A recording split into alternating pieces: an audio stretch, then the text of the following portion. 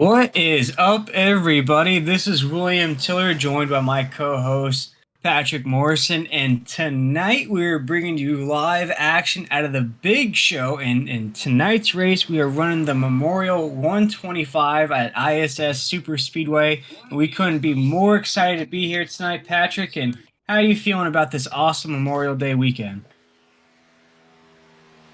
Oh man, I'm really excited to be here back at the big show. These guys really seem to enjoy the show Ray puts on here, and the amount of speed here at the iRacing Super Speedway. I'm really curious to see how well these drivers can hold, especially through these stages here. Will. Yeah, Patrick, you did the last race here for the big show. Actually, we both did. We did a late call for the Indy 500, but before that, Patrick, you were able to do I believe it was a truck series event in that race. And from what you remember, who's the person to look out for here tonight in these trucks? Honestly, there isn't really anybody to look out for. I mean, Timothy Pope put a heck of a time down last time around, and it's hard to say because it really is a crapshoot. These guys really race well together. You're going to see some pile-ups, some tumble-ups here early on, of everybody just kind of getting settled in. But, I mean, there's no clear-cut winner each week. I mean, you really don't know as these guys get going around here, Will. Yes, sir. And as we're taking a look at qualifying right now, looks like Timothy Reed has the pole just right now. There's still a few names. Oh, no! And a big crash there in qualifying there, Patrick. But a little bit of a different format here tonight, folks. This is an open format for everybody familiar with the big show. It was open to the public, so anybody that wanted to sign up for this race tonight could and should, I guess you could say, as they race for cash here at the end of every month. And what a special way to kick off your Memorial Day weekend by winning some iRacing cash. And Patrick, I know you've broadcast a few of these paid races for the big show here. They pay out for a lot of different things in this league. Oh, I mean, between fastest mover, pole, stage winning, and then also depending on your place, if you can place a good top 10, I mean, worst case scenario, I mean, you walk away with $10 out of this, and I don't believe you have to pay anything even up front to make it happen. I believe there is a small entry fee, but of course it goes towards that awesome prize pool that you were just mentioning there, where if you lead the most laps, if you win a stage, if you're a hard charger. I mean, I remember one race that we did, Landon Gentry walked away with about $250 just for the amount of things that he racked up. And starting from the pole, you get cash money for that as well. So a lot of different things you can get paid for here tonight, Patrick. And this is a different speedway for me. I believe I've only done maybe one or two races here at ISS Super Speedway. What's it about here tonight here at ISS Super Speedway? I know it's basically the homegrown track from iRacing, but what are some of the things the folks should be looking out for here tonight? Well, if you're used to Talladega at all, I would reference this to Talladega on steroids. The banking is ridiculous. You can take these cars comfortably at 5 wide, but it's all going to be on your corner entry and your corner exit. You can maintain throughout the turn, as we can see here. Landon Gentry kind of hugging that low line, but it's going to be the pull out of the turn and then kind of the diving in is really going to be the issue. With the banking being as steep as it is, I mean it's almost a 30-degree bank, so there's no right way and there's no wrong way to race these races here. No, definitely not. And folks, as we're taking a look at qualifying here, it's still Timothy Reed at the top there. John Kazaza ran a really good lap to put him in second position. Jamie Shaw is right now on the third. That's your top three on the grid right now, folks. And we're coming towards the end of qualifying. Just a few more names left on that board to get a qualifying lap in. And just before we start off the main event here, I do want to run through tonight's format. Of course, we'll talk about this a few times during tonight's broadcast. We're going to run a few stages here tonight, folks. We're going to run a stage of 30 laps, 60 laps, and then, of course, 90 laps to go ahead and run those last little bit there to end off the Memorial 125. In this league, folks, there is no yellow flags until the stage break. So similar to the game of rugby, where if somebody gets injured or you get tackled, the game keeps going on. So that's how it is here in the big show. If you crash, you better get that thing back on the track as fast as possible to make sure you don't go down a lap, because you're not going to get that savior of a yellow flag. There's also no damage in tonight's events as well. So very cool format there, Patrick. And another cool thing that we mentioned to start when we were talking race control Ray Garcia before this race is everyone gets back on the lead lap when those cautions do come out. So that's a cool thing here to make sure it's not, you don't have a bunch of cars. You know, if one car starts going faster than the other cars, you don't have half the field that's a lap down there. So awesome format here tonight. And then Ray was talking to us, Patrick. You're going to be looking at around a 17 lap fuel window. So not a large fuel window there for these trucks. It's going to play. I think it's going to play a big factor in tonight's race. Yeah, as we're looking at Greg Blazin here, I believe he just placed second place right behind Ray Garcia. So you can see the admins of the big show here that have been working so well together. You'll probably see them come down pit road kind of at the same time, kind of use the same strategy. It may be wise for the other drivers to kind of to follow suit, but I'm sure Ray Garcia's got a few things up his sleeve to see if he can stay out in front of some of these young guns out there. Looks like that may be it for qualifying, folks. And before we come back to grid things up, we do want to announce an awesome thing here at 10-4 Broadcasting. We have an official sponsor on board with us now, folks, and that is the AdminBoxx. And if you haven't checked out the AdminBoxx, you have to check out this commercial that we are just about to run for you folks right now. It is an awesome device, and when we come back from that commercial, I'll hook you up with that coupon code as well.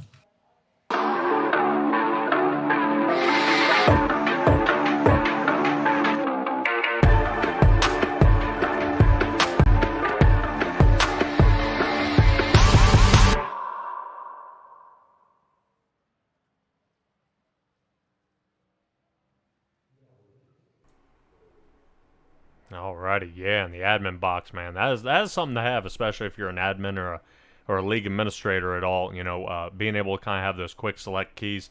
Have you ever heard of anybody getting one of these? Will? I mean, what do they have to say about it?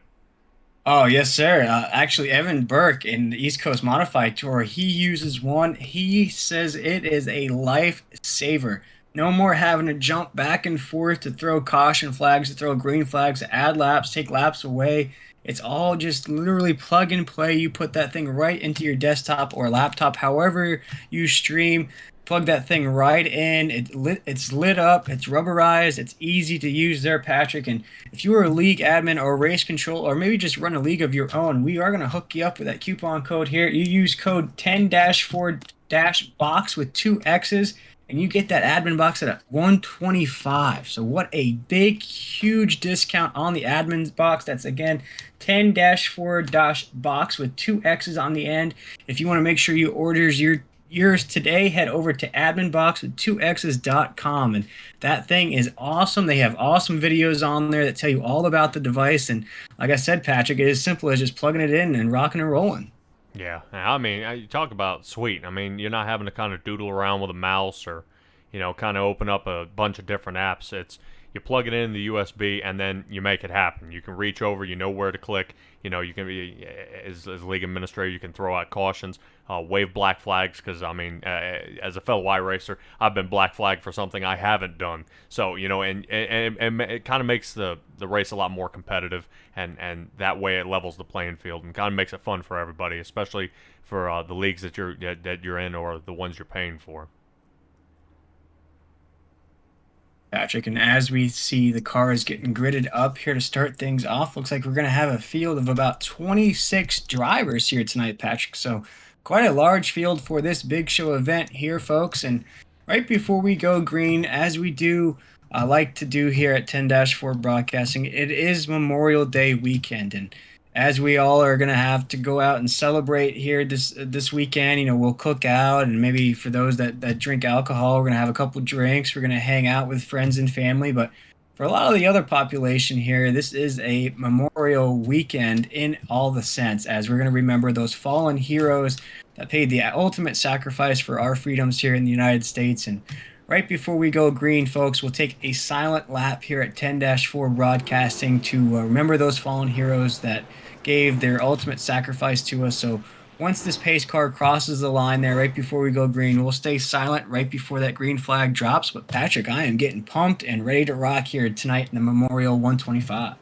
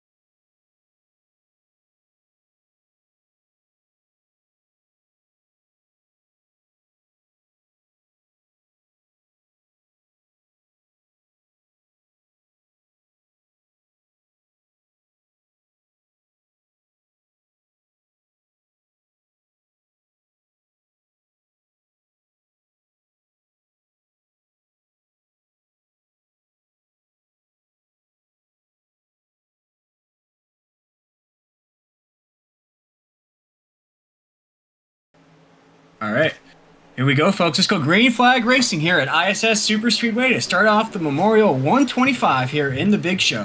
As the trucks are going to head down turn number 1 here, Patrick. We see Ray Garcia starting on that pole. Greg Blazin is in the 2nd position. Timothy Reed is in the 3rd position. Looks like Jamie Shaw is up there in 3rd. Looks like we have already a few cars switching around that grid there, Patrick. You see that bottom line forming up. Huge. Oh, man, coming off of 2. That is a tricky corner there. Yeah, and that's what I was saying about this exit, about the exit here. You got plenty of room to move. There's plenty of traction, but man, it's going to be the entrance and the exit here. As you see Landon Gentry in that 33 truck kind of hanging out there on the bottom. But he had some wiggle in there on that first turn, so hopefully he can settle down. But he has been fighting, 3 wide there. Boys, he's getting on that inside line, trying to hopefully everybody else a single file behind him. But I don't think so here at the iRacing Super Speedway, Will. No, and oh man, they're 4 wide right there, Patrick, heading down into 1. Man, that was a gutsy move right there. Oh. Somebody got tangled up there. This is a tricky racetrack, Patrick. I believe I've only done 1 broadcast here at the ISS Super Speedway. And man, like you said, this is basically Talladega on steroids. And you see it here. I mean, you see that bottom line. I mean, they're just a choo-choo train running around the Christmas tree there at the bottom line there. And those folks that are up at the top side, man, that is just going to be just the most dangerous line you can run here at ISS Super Speedway, because you're really not going to have any help on that top side. Yeah, and you can see we're kind of taking a peek here at Scott Howell and Chris Gifford there. Oh, boy. As you see, is that 14 kind of ricocheting around there. Wow, that boy, he's not going to, he ain't going to pull out of that one. But there we go. Yeah, kind of ricochet off. Fortunately, like we were talking about, no damage, so everybody's kind of able to keep it controls. Wow. Huge wreck. You see that, Will? Oh, man. Wow. A lot of names caught up in that, Patrick. And, man, I was already talking there as things were getting hot and heavy to start things out here, Patrick. This is a tough racetrack here. Yeah. That's man, that's a lot of cars caught up there. We're gonna go ahead and stay with this lead pack here, especially where the action is. The other guys are kind of getting single file. I'm sure words are being sent between each person's spotter there about, hey, you came down into me, yeah, no, you rode up, blah, blah, blah. Can't share the same spot, right, Will? No, not at all, Patrick. But before we started this broadcast off, we mentioned to the folks that there are no cautions here tonight and no damage on those race cars. But, Patrick, that doesn't mean if you get an accident, you can all be free and clear there. You're going to lose a lot of track positions there. You're going to have to work your way back up here. As we're taking a look at the lead right now, you got Ray Garcia up there, Jamie Shaw right behind him, and you got John Cazaza up there as well. And it looks like, Patrick, as we were brought up to speed before this race started, looks like Ray's got all of his teammates up there working with him in those paint schemes. Yeah. I don't believe any of them are really falling off. I knew there was I was gonna say, you see Shaw up here? Shaw should be up there in the front. Yeah, I knew the 84. He was kind of moving around there toward the back, but he's fought his way up toward the front. And nice to see how those guys are kind of coming around. Yes, I believe number 15 car. We'll take a little look at the new paint schemes these guys are running here tonight. As you can see, they got that admin on the back, so that's kind of how they're signifying tonight. Is they do have the side of the cars with a big show, and then on the back bumper shows the admin that they are part of the more decision point of this league.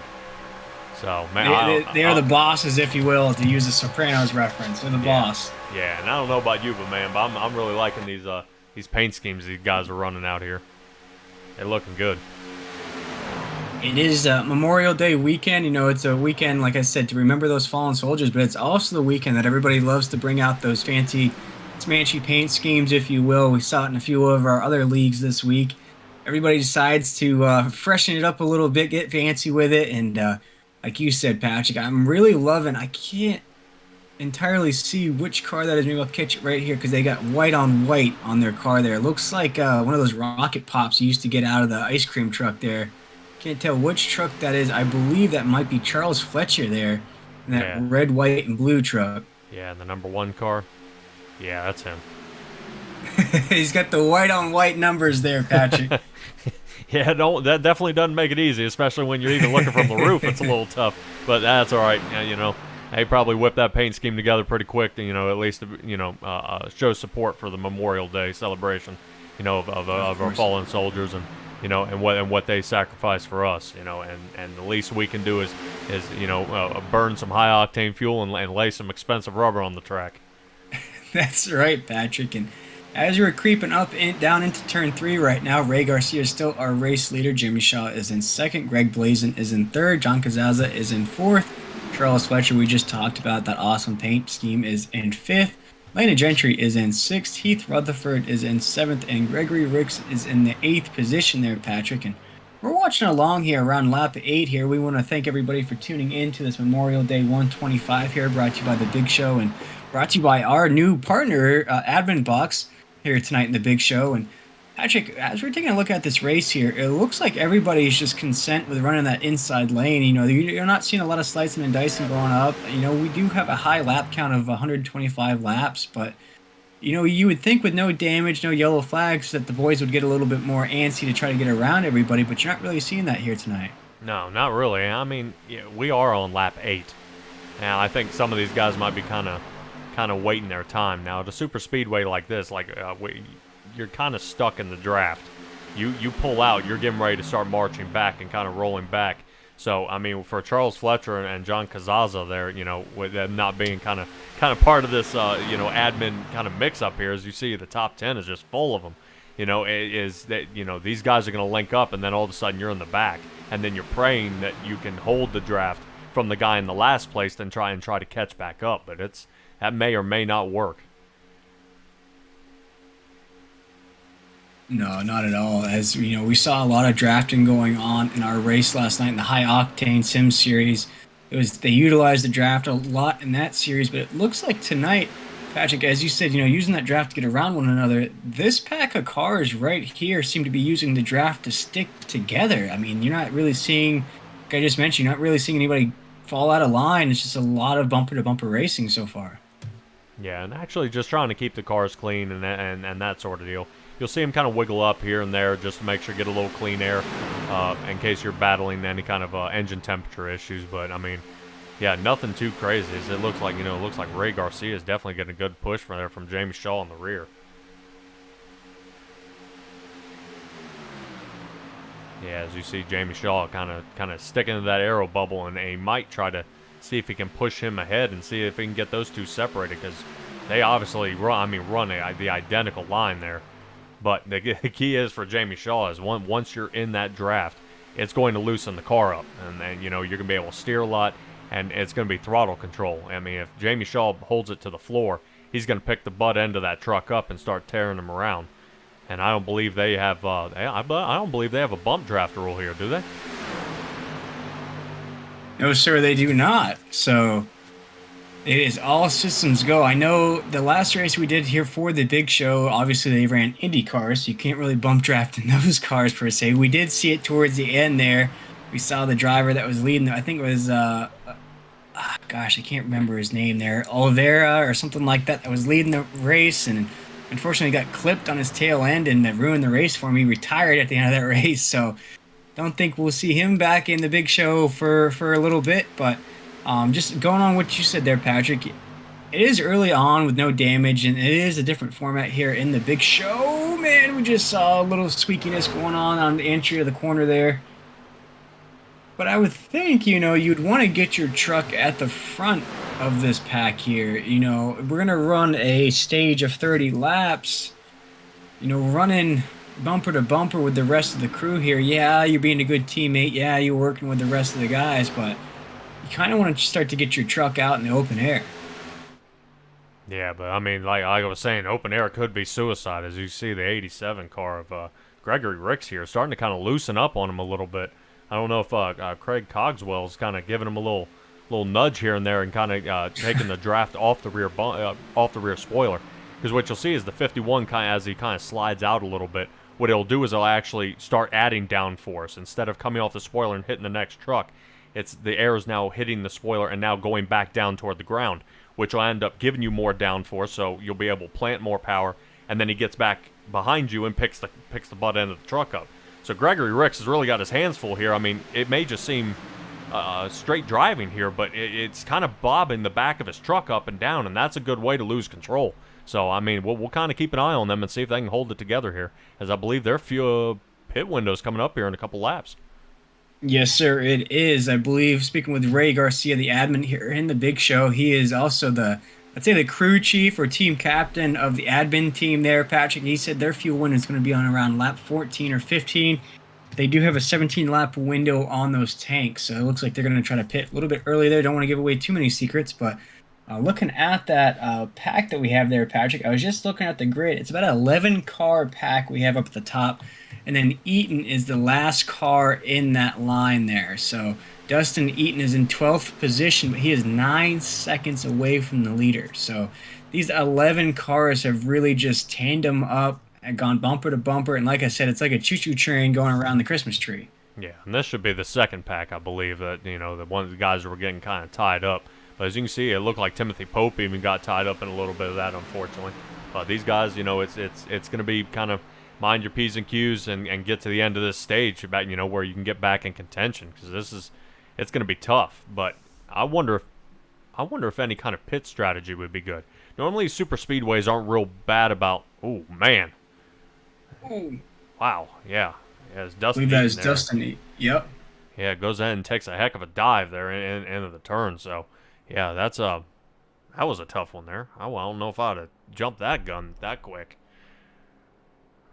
Yeah, but I believe what you were saying there, Patrick, is do you want to go ahead and pit early or stay out later if you're that second pack? That way you can make up more track position. And maybe that's exactly what Dustin Eaton was thinking there, that if he can get his pit stop in before the leaders, he can work his way up into that lead pack. Yeah, but but now it was getting around to the Speedway not eating up the tires. So it may be an idea to kind of short pit, put in enough fuel to get you to the end of the stage, and hopefully get you caught up. As Timothy Pope is looking, he's about 11 seconds off as he's getting ready to dive down pit road here, and try to get this thing kind of squared away for him.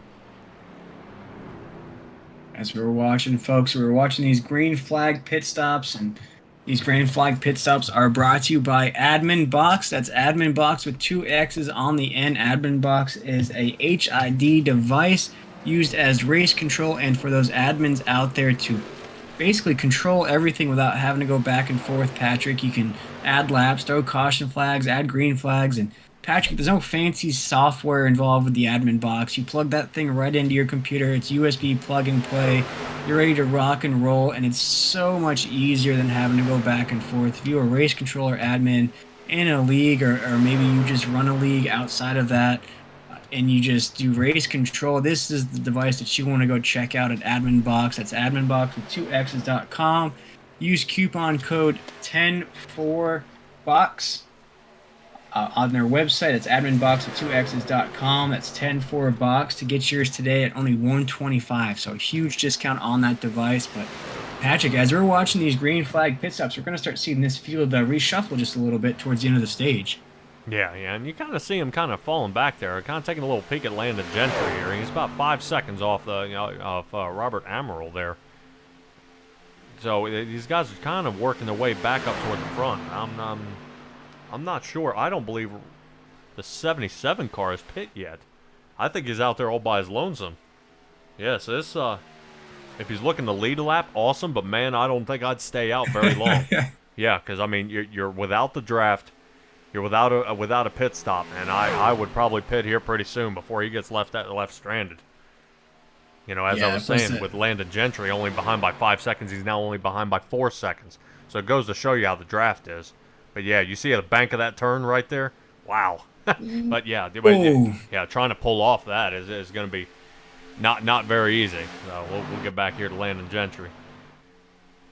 One of our young drivers out here, obviously racing second behind Ethan Rutherford, and right in front of Gregory Rix. So these are your top four, excuse me. If you want to count in Craig Cogswell there in the 51.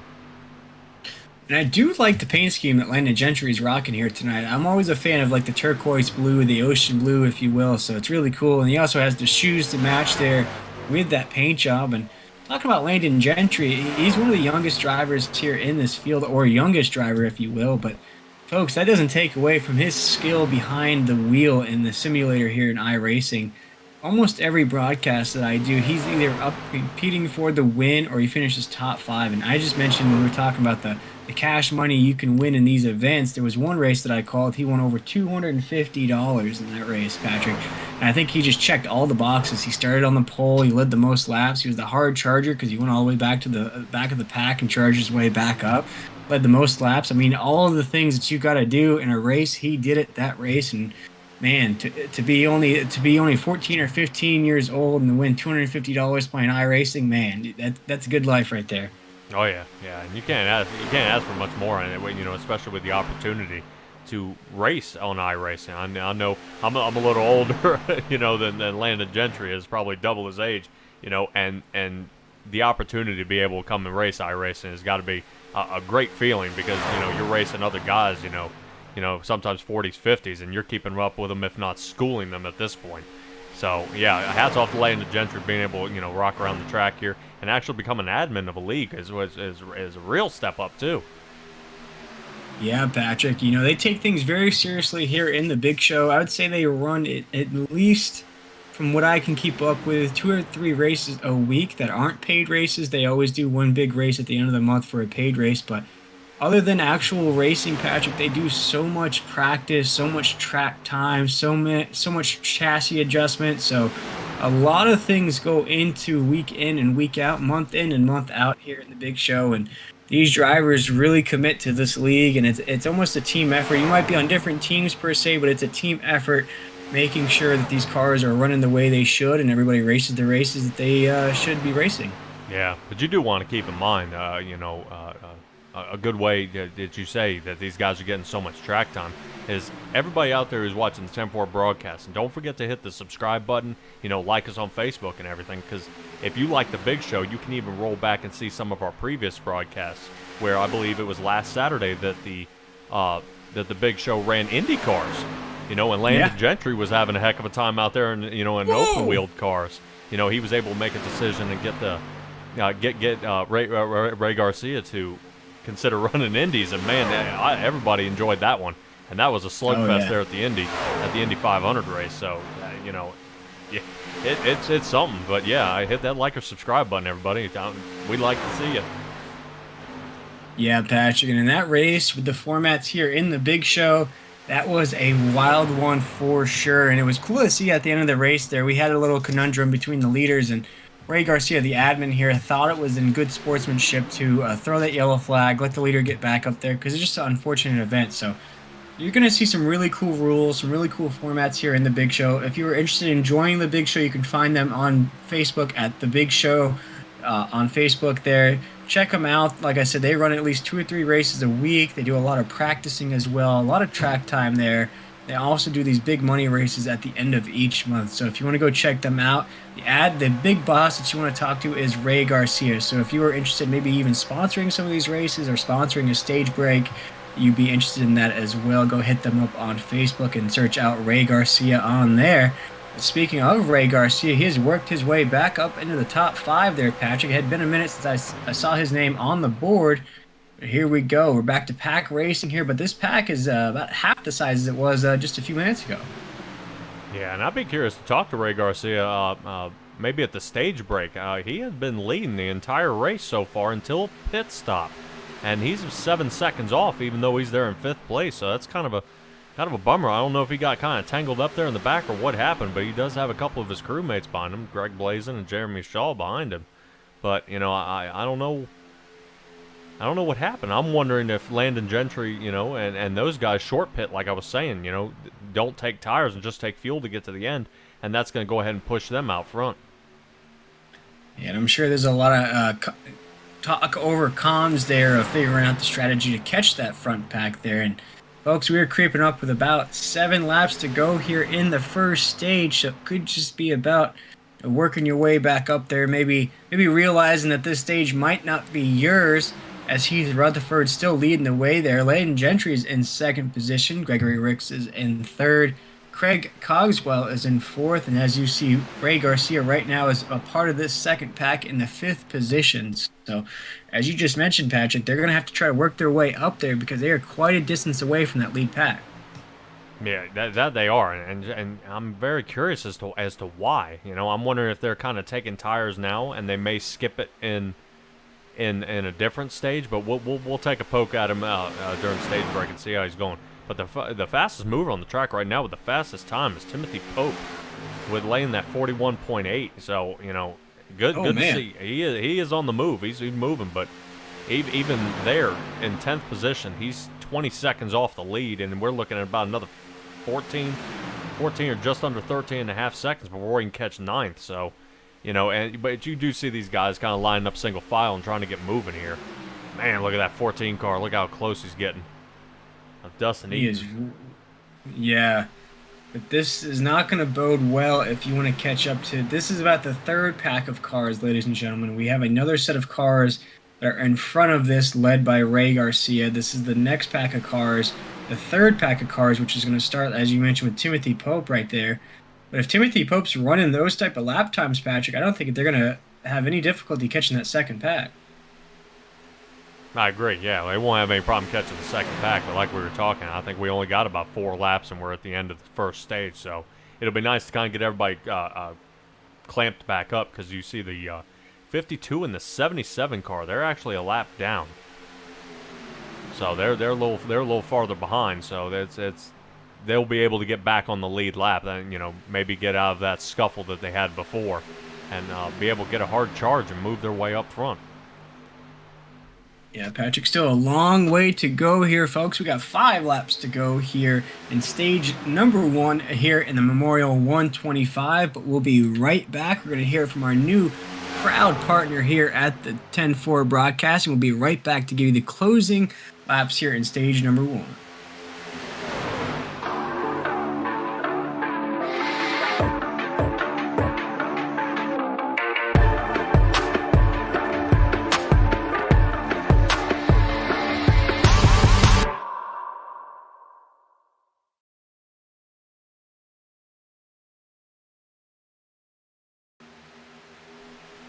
Oh yeah, in the AdminBoxx. Like we said again, and we'll say it again.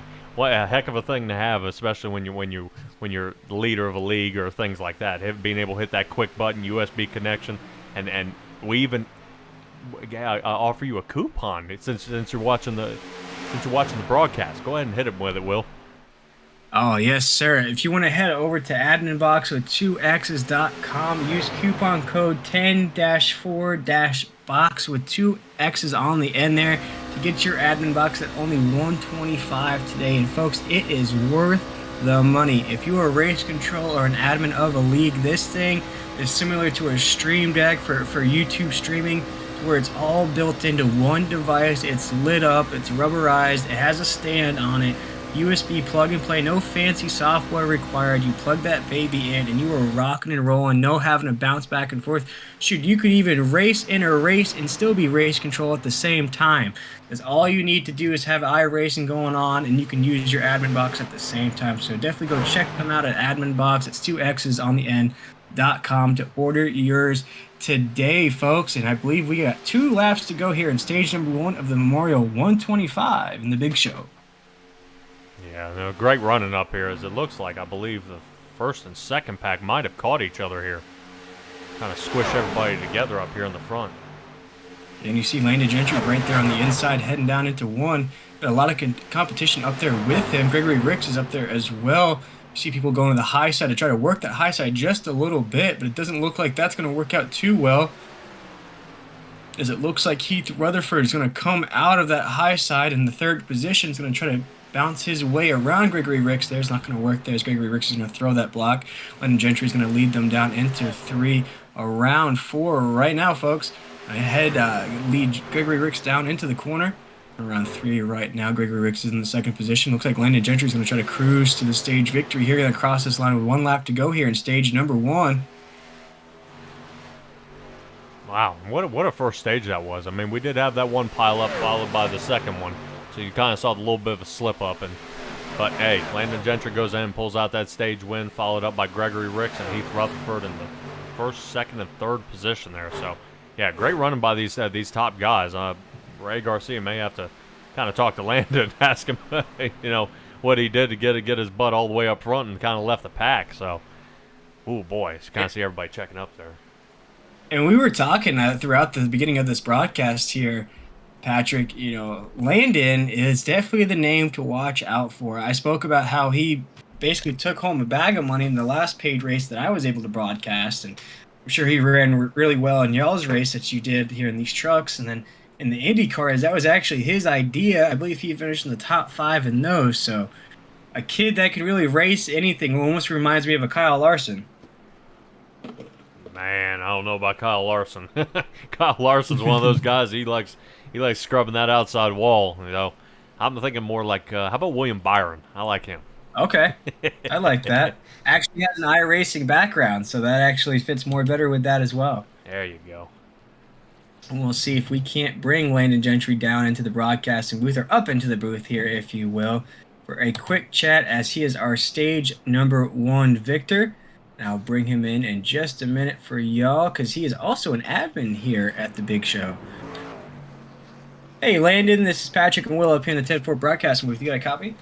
Yes, I do. Man, what a wild stage 1 there. It was pretty calm until y'all had to make green flag pit stops there, and we were talking about how Ray was out there in the lead for the majority of that stage, but then somehow you were able to creep your way up there. Kind of take us through your point of view of that first stage, and what led you to take home that stage victory. So we were 9 cars long.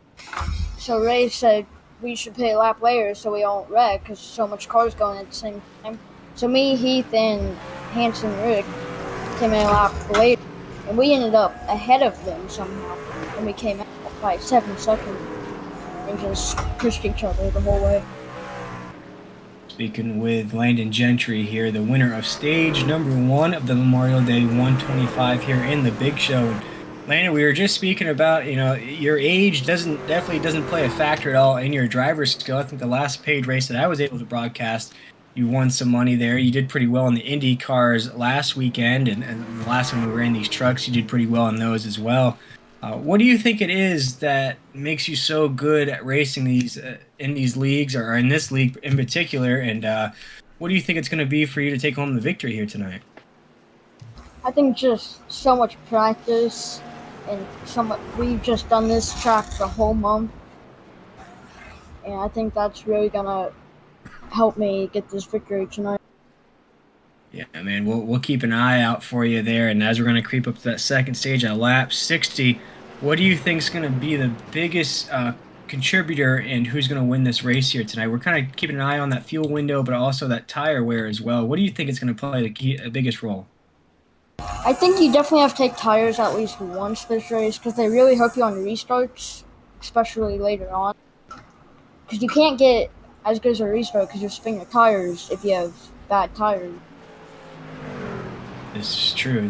We'll definitely keep an eye out for that, Landon, and we'll let you get back to it, man, and good luck the rest of the way here. All right, thank you.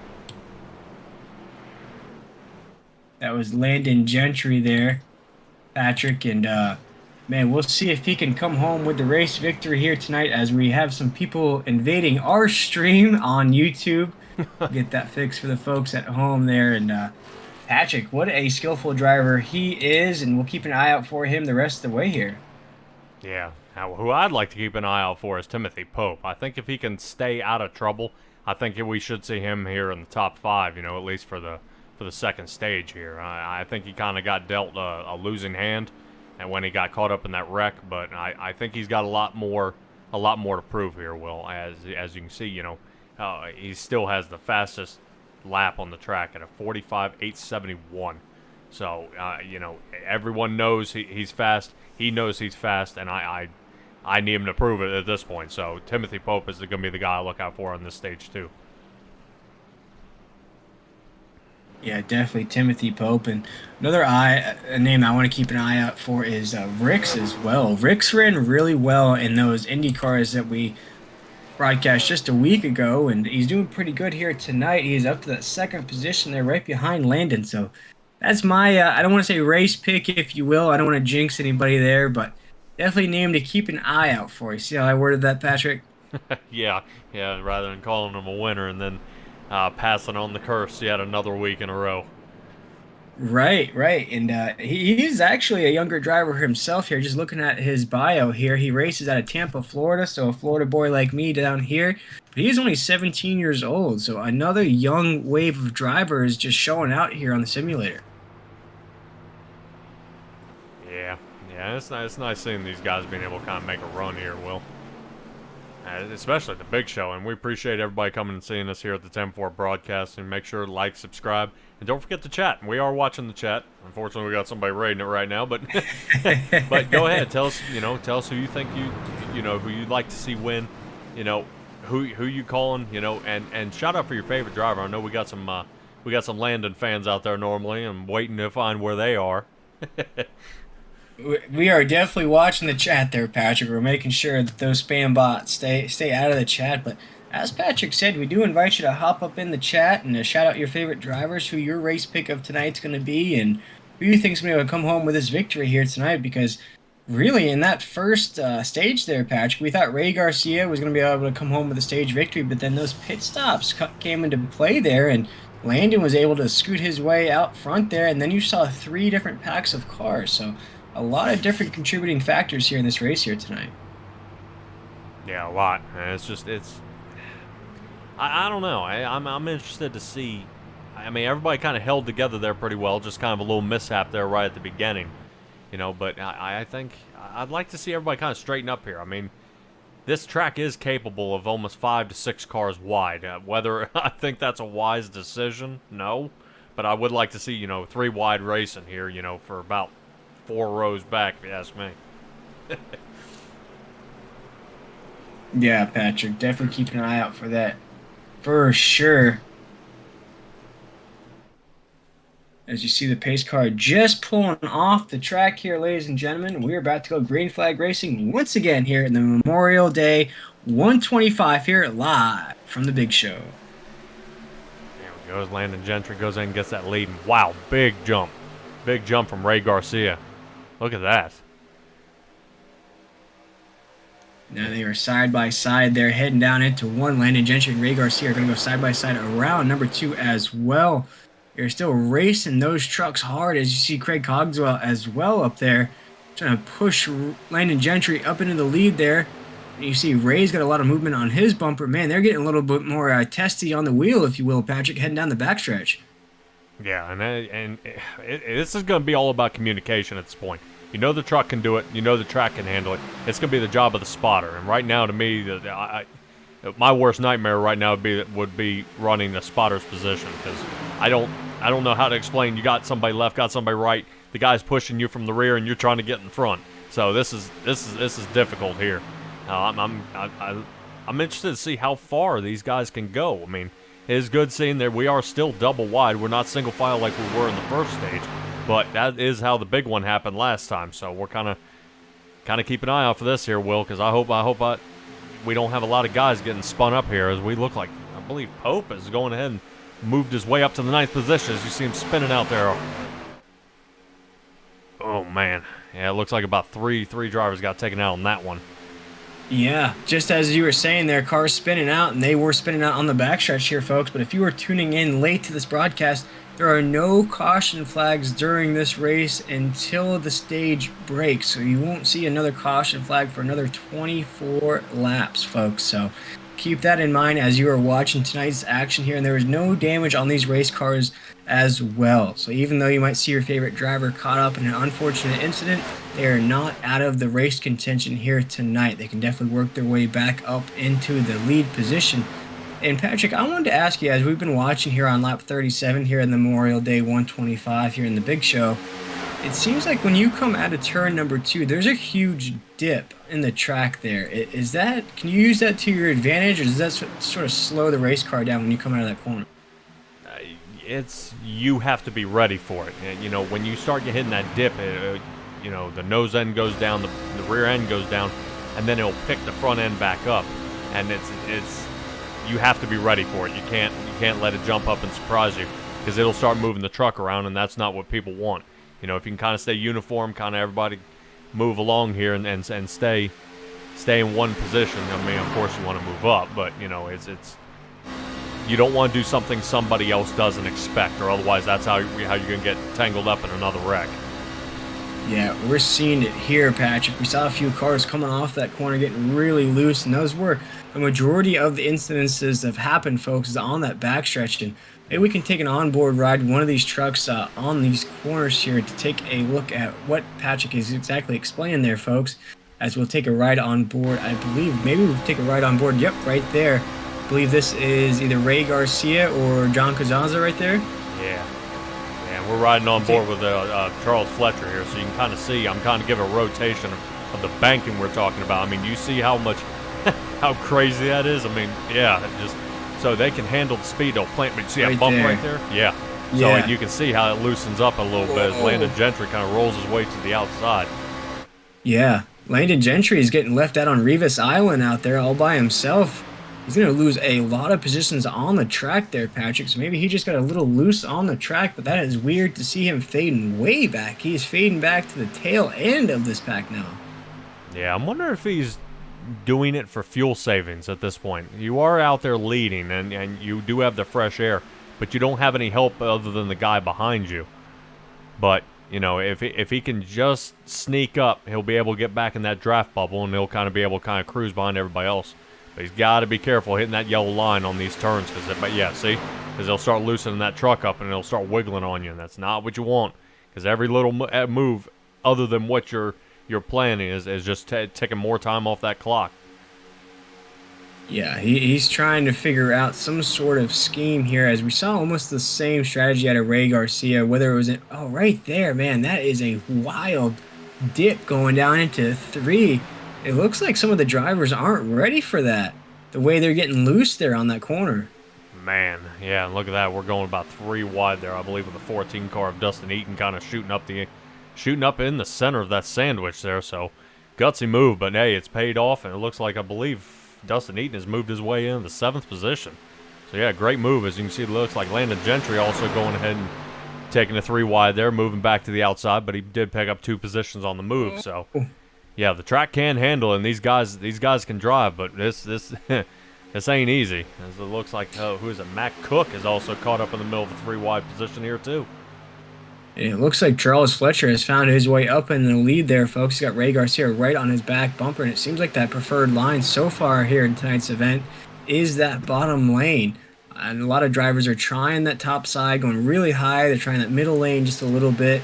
Nothing seems to be going as fast as that bottom line there. As you see, Landon Gentry has now worked his way back into the single file line there at the bottom, trying to work his way back up into contention here, folks. And most of the drivers are in this pack here, Patrick, but I believe we do have some other drivers that are just a few tenths back, if you will. Let's see what we got. Does drop off just a little bit there. We got about 3 cars that are trying to scoot their way up to that lead pack there, Patrick. It looks like just a few drivers are in this backpack here. Yeah, it looks like Timmy Reed, Michael Allen, and is that what I'm looking at the right guys? I might be wrong.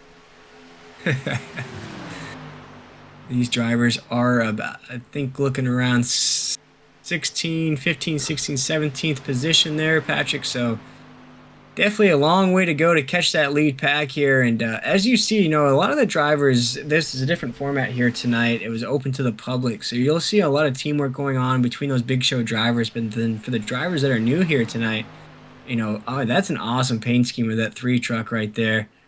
But for some of these new drivers that are coming in here, you really got to either come in with a buddy or find a buddy as quickly as possible to work your way up into that lead pack. Yeah, what a wild paint job there, man. Kind of psychedelic. Very cool.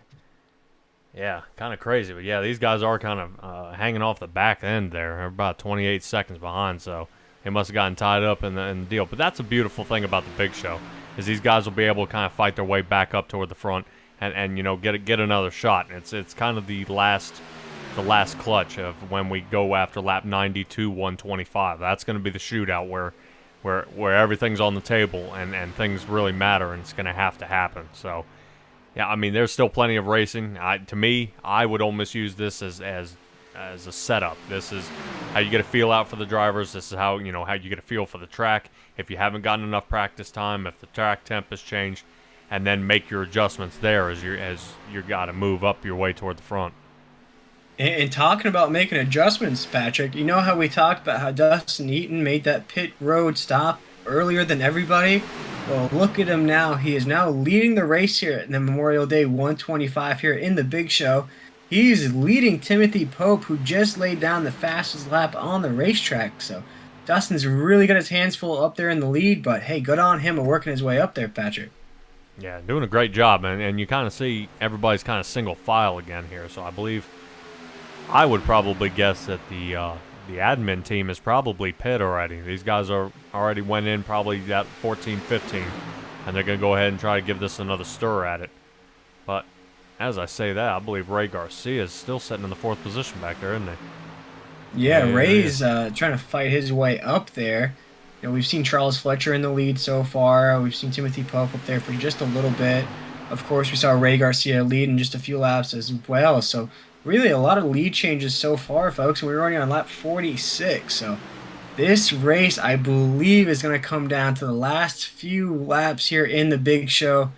Because, Patrick, the way they're running right now, they're practically glued to one another. And I think once those laps start to tick down, the pressure starts to build in the cockpit. You start getting a little bit more sweaty. You start getting a little bit more tired because you've been racing for a few hours. I think we're going to start seeing those big moves starting to come out here later on in this race. Yeah, but like you were saying, you're getting worn out from all that racing. You know, that's normally when people slip up. It's not just the physical aspect of it, but it's the mental aspect. You know, being able to have the heads-up driving, to get out of the way, to make a good move, and not to second-guess your spotter. You know, as long as he's doing his job correctly. And it's, yeah, I don't know. But that's the beautiful thing about these super speedways is just so much speed, and it's really technical. You know, you got to stay in the draft, then when to get out of the draft, when to pit. So I mean, woof, boy, John Cazaza there kind of hits that bottom of that apron there. Definitely don't want to do that. Nice and careful. It looks like a whole bunch of people going to pit this time here, Will. Yes, sir. We are creeping up on that pit window once again. I believe this is right at the window. We had a stage break at around lap 30, but I believe they pit on around lap 14 or 15. So this is right around that window. If they did hit down pit road during that stage break, which I think they did. So this is right on that window once again of around 14 or 15, 16, 17 laps there. I know that was a big countdown there, but there's a few different strategies between a few different teams there. You know, speaking with Ray, they're going to pit their pit windows around lap 14, so each 14 laps they'll pit. But it looks like the admin team hasn't pit yet here, Patch. They're staying out just a little bit longer. Maybe they're adjusting that strategy just a little bit. As you see, the admin team is heading down pit road now. There you go. Yeah, and then as Landon was talking a little, man, is he did he come in? Man, he might. I hope he got that thing break just in time to kind of sneak under that time in there. Wow. Yeah, because you do have save. Yeah, because you do have a certain pit road speed you have to get under, and I believe it's 65 miles an hour here. So these guys getting in the draft at 180, and then slam on the brakes, get down to 65, and maintain that speed to your pit stall. And Patrick, what I like to talk about as we're watching these green flag pit stops brought to you by AdminBoxx. That's AdminBoxx with 2 X's on the end there. Definitely go check them out at AdminBoxx.com. During these green flag runs, and one of the things that I like to mention for the folks at home that might be unfamiliar with iRacing or how this works, what are the things that a driver has to keep in mind when they head down pit road? I know right now in this green flag run, maybe it's fuel, maybe it's tires. You know, for people that are unfamiliar with what goes on in that pit stop, how much time do you really have to figure out what you're going to do once you do hit pit road, and how similar is it to a real pit stop in real stock car racing? Honestly, you've already set up what you're going to do before you get down pit road. You've already found out if you're gonna do tires. You've already found out if you're gonna obtain fuel. You know, take a round of wedge. You know, whether a windshield tear off or not. Add tape to the front. I mean, there are a lot of adjustments to make, but you've already kind of have a game plan. You don't want to be switching it up as you're heading down pit road, you know, so to speak, to make that adjustment. So when you get ready to hit pit road, your pit crew chief and all your members out there, your gas man, the catch can man, the tire changers, they're ready and they know what job they have to do to get you a solid pit time. And I believe the pit time, best one, you're looking at about 14 seconds. So, I mean, you can't complain about that. You're out here racing as fast as you are, and then back out in 14 seconds is pretty quick there, Will. But no, all your decisions are made before you actually head down pit road. Wow, see, I didn't know that, Patrick. You actually just enlightened me a little bit. I thought once you hit pit road, you had to make that decision as you were cruising down pit road. That shows my age a little bit there of playing the console racing games there, where you had to make that decision as you went down pit road. But it sounds like these drivers, they start calculating windows, they start calculating what they're going to do before they even head down pit road. So that's an interesting take there, Patrick. I appreciate that. Yeah, not a problem, man. It's just one iRacer to a guy who's getting ready to get in iRacing, right? Right, exactly. Yeah, eventually I'll get behind the wheel of one of these cars. That's for sure. And Michael Wiley actually stopped in the chat there. Michael Wiley is an awesome driver here in the Big Show, and he said that he's on vacation, so he couldn't make tonight's race, but he's definitely rooting on all of his Big Show teammates. So that's awesome that he jumped in to support these guys here tonight. And of course, a few people have gone on vacation to celebrate this Memorial Day weekend, a weekend that we remember all those fallen soldiers that gave the ultimate sacrifice. And Patrick, one of the things that we talked about on one of our other broadcasts, what makes this game so much different, so much unique than, say, other video games that you could play on your PC, like a Halo or a Madden or a FIFA, even on the consoles, is that there's no difficulty settings here in iRacing. Once you get in that race car and you hit the track, that's it. I mean, you have to know how the track's going to move, how your car is going to move, how everything's going to move. You can't adjust it down to rookie mode. You can't adjust it up to hard mode. It's one straight difficulty across the board. Yeah, and you do have to work your way up. I mean, as a rookie, you do start with certain classes. You have a rookie class, and then you get licenses depending on your safety rating. Now, if you're bumping and banging and slamming people on the walls like the old NASCAR Heat 4, you're not going to move up. And me, when I race, I'm looking to move with a higher class of people. There are some people out there griefing and things like that. I like racing with clean drivers. I like racing a good race and a solid win, if not a top 5. But but you got to work your way up, and it starts from rookie. It goes from D class, and a lot of these drivers out here are between A and B class out here. So these guys are well seasoned. They're solid drivers. I mean, mistakes do happen. I mean, it happens even in the big leagues with William Byron and Kyle Busch and Joey Logano. So these guys have mistakes. It happens, but you don't start hard mode like you were saying. You do have to work your way up, and the more up you go, the harder it gets. Exactly, as we are seeing a car go down a lap here, folks, but do keep in mind that if you see a car go a lap down, they are going to get that lap back once we hit that stage break, and that stage break is coming up in about 6 laps here, folks. So climbing down to the end of stage 2 here, Patrick, and no change just yet at the lead. We still have Dustin Eaton leading the way. Timothy Pope right behind him. Landon Gentry is in the 3rd position. Heath Rutherford is in the 4th position. Then Gregory Rix, that name that I told everybody to watch out for here tonight, has creeped up into the 5th position. So kind of lingering back from the rest of those admin cars up there, but definitely keeping an eye out on the lead, as you saw him competing in those Indy cars just a week ago. So keep an eye out for him to race good in these trucks here tonight, but it's really a who's who of Big Show drivers up in this lead pack there, Patrick. Yeah, the Big Show drivers, you kind of see how they're working real well together, and they're still clumped up pretty good. So, yeah, everybody else might have to kind of keep an eye on their pit strategy. When they go down, you go down, even if they're splitting them half and half. So, but it seems, the Landon Gentry deal, when he's pitting, he's always seeming to end up back out in front of Ray Garcia, which, like I said, it was leading the stage 1 there. So I'm interested to see if they're going to kind of change it up a little bit. But back to the chat with Michael Wiley, I was running, I believe, the 48 IndyCar on Saturday. So yeah, I hate to see him not here, but hey, hopefully he's back there next week, as we go 3 wide here. Look at that. It's Timothy Pope on the inside. Things have gotten crazy right now, folks. We got 4 laps to go here in stage number 2. These drivers are realizing that there is money on the line at the end of the stage. They have broken out of that single file running here. As you see a bunch of stuff going on at the front of the pack there. Right here, Dustin Eaton is on the top side. You got Timothy Pope on the bottom getting pushed. I believe that is Matt Cook right behind him, pushing him in that number 3 Goodwrench machine. You see Landon Gentry's in the mix as well. Dustin Eaton's up there. And you see now Matt Cook is trying to get up there to the lead, pushing Timothy Pope. Timothy Pope's going to lead this lap by just a hair there, heading down into 1. We have 3 laps to go here in stage number 2, folks. They are side by side heading down into turn number 1. Man, it's going to be a tricky corner here coming out of 2 there, Patrick. Yeah, and the inside line seems to be working pretty well there. The outside line will hold more speed and get you down that backstretch. But, man, it's hard to dive back into that turn. It's Timothy Pope, who I called him, getting that top 5, leading the race so far. Yeah, and Matt Cook in that 3 doing a good job of lingering around and then making those moves when it's time to go.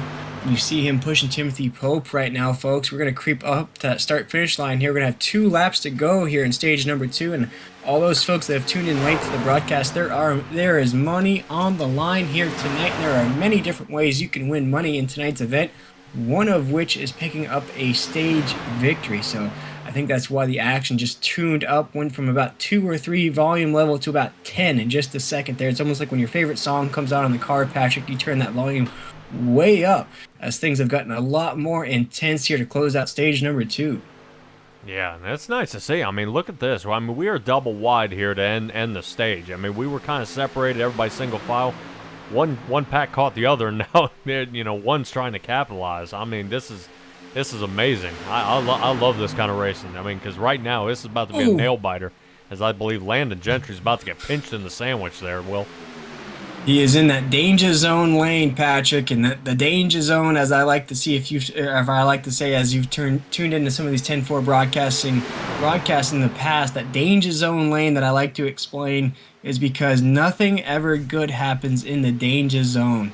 Either you lose a lot of track positions, as you see Landon Gentry's trying to hold onto that draft to stick his nose up there. That 2-car tandem, I know is not going to have enough speed to keep up with about 5 cars on the bottom lane there, Patrick, but as well as being stuck in between 2 different race cars. Right now, he only has 1 car to his inside, but say if that inside car gets loose and goes up the track, you have nowhere to go right there. As you see, Landon just got really loose in that draft. It's that danger zone is so dangerous for racers there, and even if you get loose yourself, there's nowhere where you can go either. You're either going to bounce off the wall or bounce off another truck, as Landon's going to try to use that draft to work his way up there, Patrick, but by doing that, it's going to leave that car in the middle all by himself, and he doesn't have any draft to get him back up there. Yeah, kind of a shame on the 87 not being able to push the 33 car there and kind of get him pushed around at Gregory Rix. If those two kind of got in tandem and started pushing, it wouldn't have kind of left him hanging out to dry. So, yeah, kind of a bummer there. But I mean, it's racing, things happen, and we just try to get back single file here, as I believe we're about coming to the end of the second stage there. Yes, sir. I believe Timothy Pope's going to lead them to the line here, folks. Going to take home this stage number 2 victory all by himself, too, Patrick. Quite a gap that he's built up between Matt Cook and himself. And there we go, folks. Timothy Pope is our stage number 2 winner here in the Memorial Day 125, live from the Big Show. Man, yeah. And way to go, Timothy Pope. I mean, back there outside of the top 10. And then fight his way back for the stage win. So this reminds me a lot of the, I believe the last race I watched last month. Timothy Pope got a couple stage wins there out of Daytona. So yeah, I mean, I was gonna say there, Patrick, what a way for him to work up there. We saw the volume get turned way up there towards the end of that stage, and Timothy, as you were just about to say there, Patrick, he has done a great job of keeping his truck up there majority of this race, and a lot of give and take is going on up at the lead there, but these boys really seem to turn it on when it matters the most to close out these stages. And with that stage victory, Timothy Pope just put some cash in his pocket. And there's no better way to spend that cash, Patrick, than with our new official partner here at 10-4 Broadcasting. That's going to pick you up an AdminBoxx. We'll run that beautiful commercial, and when we come back, we may have Timothy Pope on the line.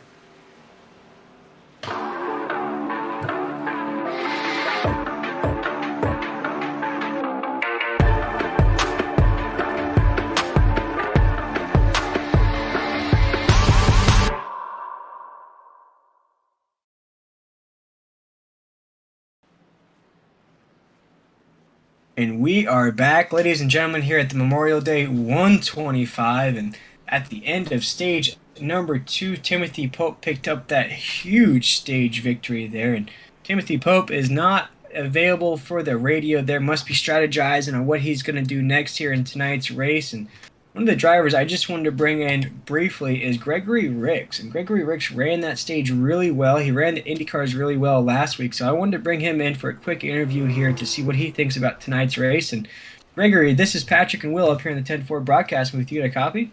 Yeah, I got you guys. So you finished stage 2 in the 6th position. We've seen you throughout tonight's race here. We're almost creeping up to about halfway. We've seen you kind of in the mix up there in the top 5, top 3 there for a minute. Take us through your point of view of tonight's race so far, and what do you think is going to be the biggest contributing factor of winning this race here tonight? And yeah, this is a super exciting race. High speeds, high banking, and really it all comes down to the teamwork right now, where you see me working with Landon and Heath. Landon just dropped out. He had some issues with his internet, but he should be back and we'll get his laps back. But yeah, it's really going to come down to teamwork and who you trust and going to work with to make that push to the end. Speaking with Gregory Rix here. And Gregory, we saw you last weekend in the Indy cars run really strong in there. I missed the last broadcast that we did here for the big show. I assume you ran really well in that race as well, Gregory. And you just mentioned how Landon kind of dropped back there with the internet issues. We were kind of talking about, too, towards the end of that stage where you see the volume get turned way up there towards the end of the stage. Is that sort of what you're seeing so far on the track as well? It's kind of like calm, cool, and collected throughout the stage, but once that 5 to go or 6 to go light turns on, you guys really turn up the heat. Oh, definitely. Yeah, it gets really intense at the end with people making, especially in our Discord chat, people making different moves with different people on track and taking it 3 wide. We had some nice 3 wide racing there at the end. Luckily, it was very clean. But yeah, it's almost single file until we catch all the groups back up that pit, and then when that 5 to go hits, it's 2 wide, 3 wide, and it's a race to the end and see who's the best pusher. Yeah, man, the end of this race is going to be wild. We just saw the end of the stage, so we can only imagine what the end of the race is going to be. What do you think it's going to take to put your race car in victory lane here tonight? It's going to take good track position, first of all. That's pretty much everything here, and good hoping Landon and Heath will push me to the win if I'm up in front of them, because I'm not going to abandon them. But if I happen to be up front, I trust them to push me to the end. There we go. Teamwork does indeed make the dream work, Gregory. And before we let you get back to racing there here in the Memorial Day 125 live from ISS Super Speedway, every time we do these driver interviews, we do love to give you guys an opportunity to shout out any sponsors you have on that race car or anybody that you might have watching at home. I don't think I have anyone watching right now, but shout out to Ray. I got the admin paint scheme on right now. He gave that to me about last week, and he's really great at putting these together and organizing it. I know it's not easy whatsoever. So big shout out to Ray, and I'm thanking him for all that he's doing with us in the big show. Yes, sir. And good luck the rest of the way, Gregory, and we appreciate you taking the time with us here. Thank you very much. Anytime. That was Gregory Rix, Patrick, and if you could just run the folks at home through what Gregory did last week in the IndyCar series. Sorry about that, Will. I was kind of gotten caught up in the paint scheme there. What you got going on there? Talking about how Gregory Rix has been so strong in these trucks here tonight, how he ran really strong last week in the IndyCar series as well. Oh yeah, and that he did. And with him and Michael Wiley, those two, and they had a fight there going toward the end. He seems so confident when he's driving. You know, when he's getting on the track here tonight, he just seems really confident that he's going to be out there up front. You know, but it also gives you that sense of security when you have a team out there with you. You know, you do have 5 other drivers with the same mindset and the same goal. You know, instead of you just battling, 36 individual drivers, at least 6 of them are on your side. So yeah, you've called him out now. I'd like to see if he can go ahead and push his way up toward the front there, Will. Yeah, Patrick, when we were speaking with Landon Gentry as he picked up the stage number 1 victory here in the Memorial Day 125 here, brought to you by The Big Show and brought to you by our official partners, AdminBoxx. He spoke about how they have 9 cars in that stable here tonight. So, gosh, with 23 cars in the field, you're really going to be racing almost against half the field if you want to have a chance at winning this race here tonight. Yeah, and that's still a lot of drivers. It's a lot of drivers, a lot of speed, and a lot of strategy. So, I mean, strategy, one that has me. Timothy Pope won that stage win, but is now sitting in 14th. So something kind of keep an eye on there. I'm not quite sure what happened. Maybe something happened down pit. But you know, he's a good driver. He'll fight his way back up toward the front. So I'll keep an eye on him. Oh, for sure. And it could be a way of just lingering back there. We've seen a few different drivers. You see Landon Gentry is down in the 20th position right now. So could just be a way of lingering back here, folks. But here we go. We're going to go green, green, green, green once again here in the Memorial Day 125. Live from the Big Show and ISS Super Speedway. Yeah, and John Cazaza taking that early lead with Gregory Rix right behind him, going ahead and trying to get on the inside there of Matt Cook. So, yeah, I'm sure Ray Garcia is going to go ahead and get behind Gregory there and try to give him a good push, because 15 got a heck of a jump on that restart wheel. And you see John Cazaza, what I like to say, the Clifford, the big red dog machine right there. But he's got some big moves there out of Matt Cook on the outside. And a big push from Charles Fletcher. Now you see Max going to go down to the inside with Charles to throw that block on John. What an awesome racing move to see there as they head down into 3. But Mac went a little bit high on that corner. Going to creep down to the outside there, inside. With Charles right behind him. Charles going to go to that middle lane there, Patrick. And kind of a different strategy we're seeing out of those corners here. Instead of riding that inside lane there, we're starting to see a few drivers there kind of drift up to the middle. Yeah, and they're really interesting to see how far apart they're spreading at this point. I mean, you see they're almost 4 or 5 car lengths between each other, so I don't know if some guys are trying to clump up, kind of meet back up with their teammates, and then and start running a train on these guys. But it looks like, yeah, whoa, hey, the pace car's out. Wonder what happened. We do have a caution flag on the track here, ladies and gentlemen. Must be having some technical difficulties here.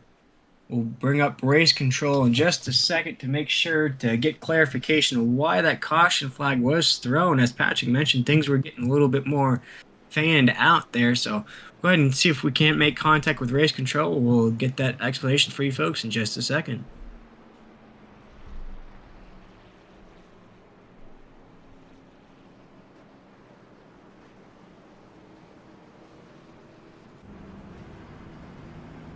Hey, Ray, it's Will and Patrick up here in the 10-4 broadcast with you. Got a copy?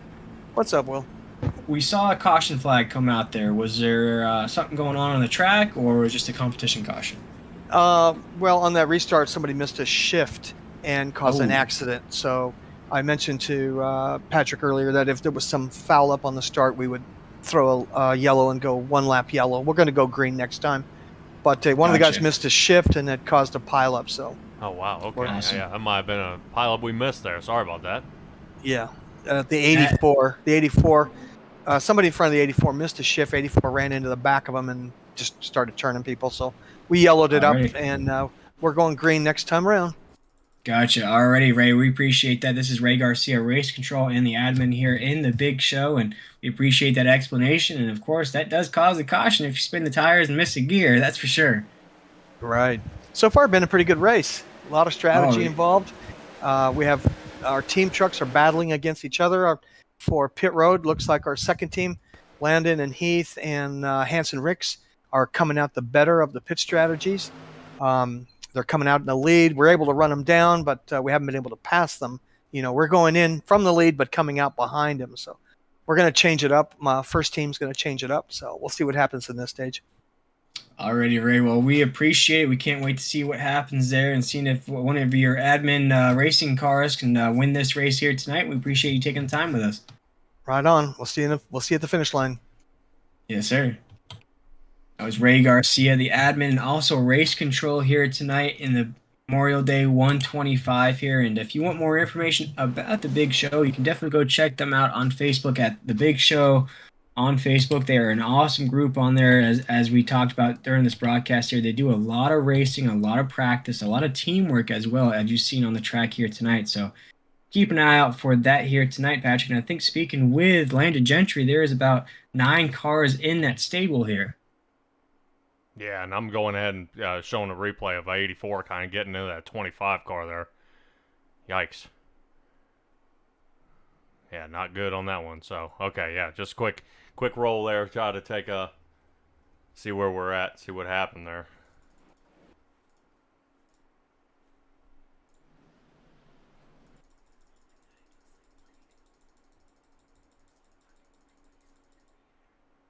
Yeah, let's see if we can get going here.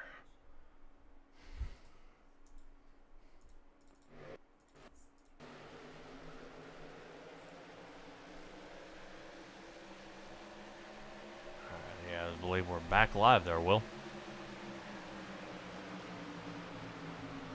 Taking a peek at that 3 car there.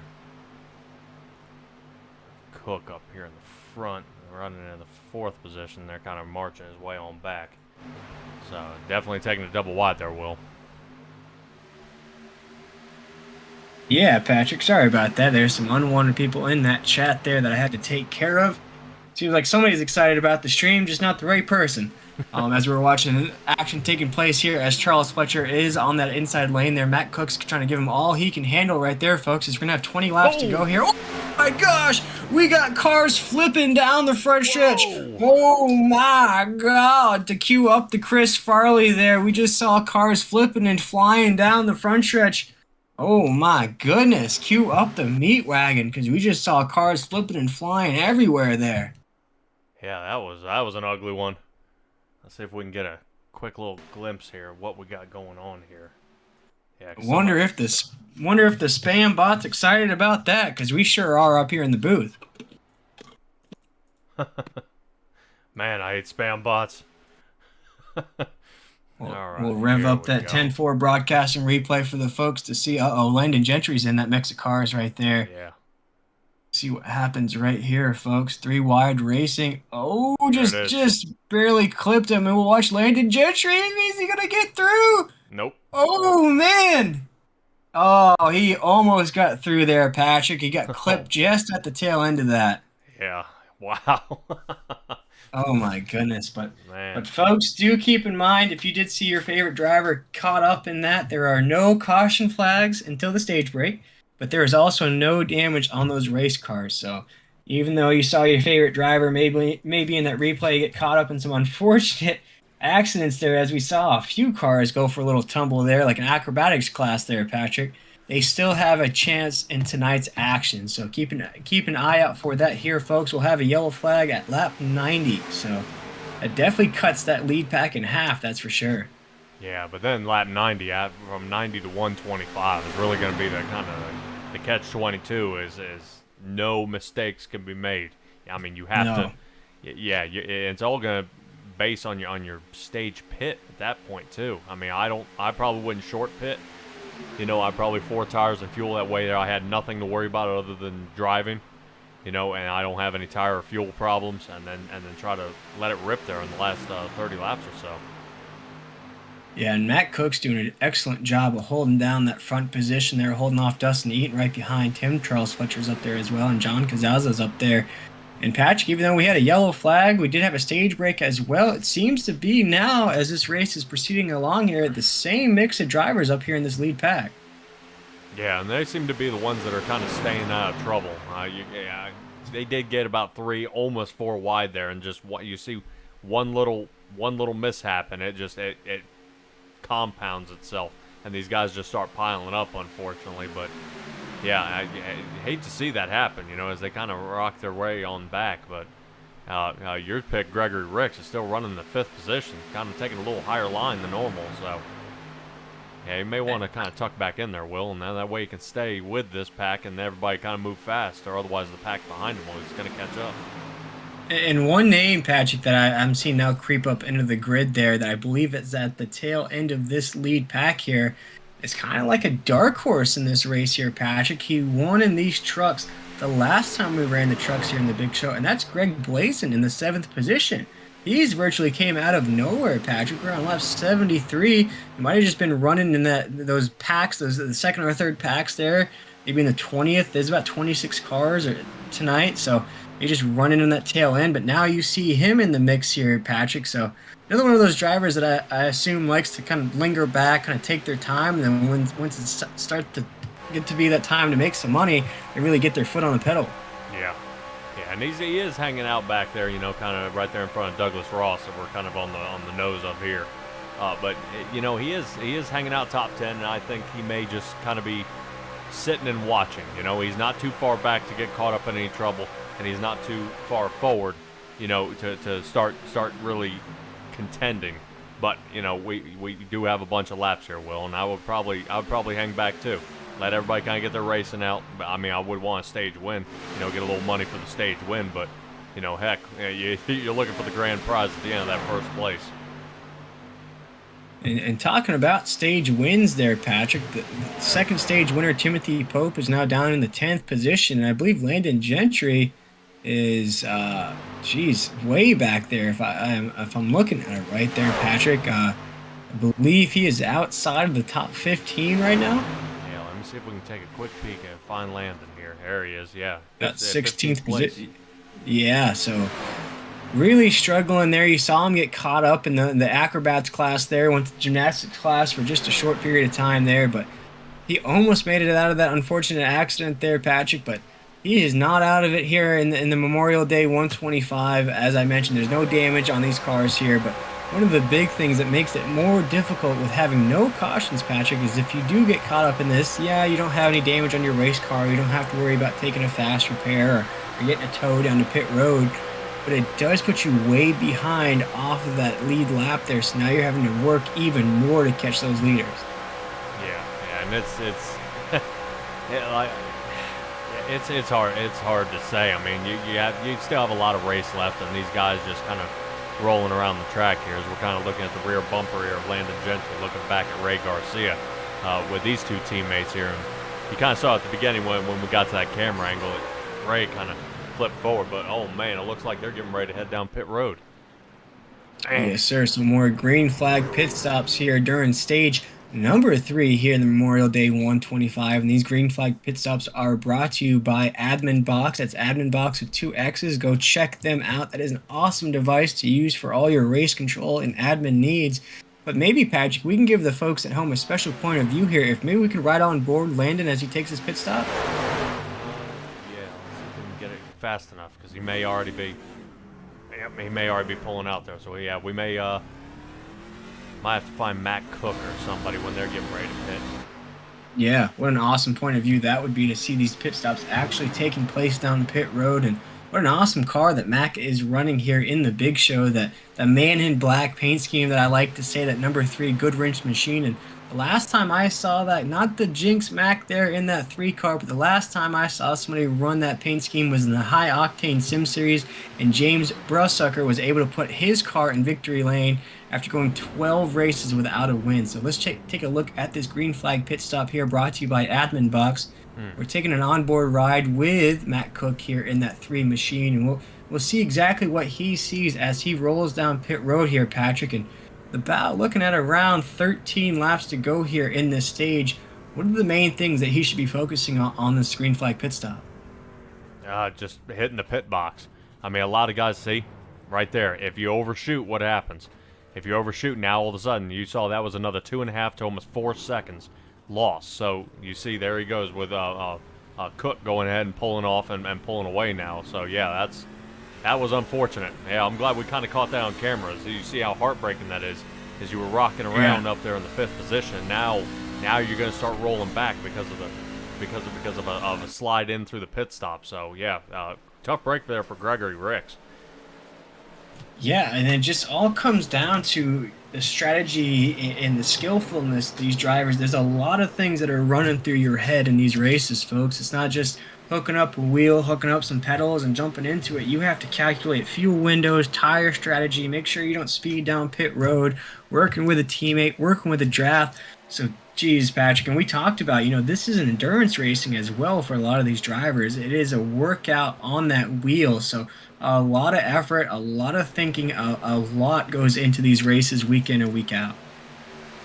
Yeah, I mean, and it all comes down to race time. You have to you have to make it happen right here, right now. And as Landon said, you know, all the admins, even Landon, we got Ray Garcia, they were talking about they've been practicing this all month. So, you know, you spend, 28, 30 days practicing. It comes down to this. You got to make a good show. You're on 10-4 broadcasting with us, so everybody's watching you out there. And you got to make a good place. No mistakes, and nail this thing on the head, Will. That is well said there, Patrick. And talking about hitting the nail on the head, looks like Dustin Eaton is back up into the lead there. Got Matt Cook right behind him. And Douglas Jr., a name that's kind of crept into the mix as well here, Patrick. We haven't really called his name a lot here tonight. Has worked his way up there. He's got Charles Fletcher on that 4th position right behind him as well. But these guys didn't take any time linking back up here after those green flag pit stops, and it looks like it's going to be this 2-car tandem here to close out the stage. But there goes Charles Fletcher with Douglas Jr. out on the outside there. We'll see who's going to have enough speed now. They're building up quite a tandem there on the outside lane there. If Charles can just stay behind Douglas Jr. there, give him a nice push. I don't think Dustin Eaton and Matt Cook are going to have enough speed. As you see, Craig Cogswell as well up there in that 51 machine. You got quite the 3-car tandem there on the outside. Yeah. There they go, Patrick. Big move right there. Yeah. Swing 3 cars in front of Dustin. Wow, excellent. Now, I like all 3 red, white, and blue cars. They're out there in the front. It kind of gave it that 3, 2, 1, and then all shoot down at the same time. I mean, beautiful move. All 3 of them linking up and then actually box out Dustin Eaton there, where he had no chance of actually returning and coming back for that one there, Will. And as Cal and Naughton would say, slingshot engaged. As you saw all 3 cars make that move as a team, get past Dustin Eaton there, and now you have Douglas Jr. as the race leader, but you got Charles Fletcher right behind him, as well as Craig Cogswell. But as you said, all those red, white, and blue machines are out there in front right now. We've got less than 9 laps to go here in stage number 3, and Patrick, you start to see, Charles Fletcher, I've been watching him throughout this race here tonight. He doesn't really like to stay behind the bumper of a car throughout these laps. You see him kind of fade in and out there. What is he doing in that cockpit for the folks at home that are unfamiliar with what we're seeing right here on the track?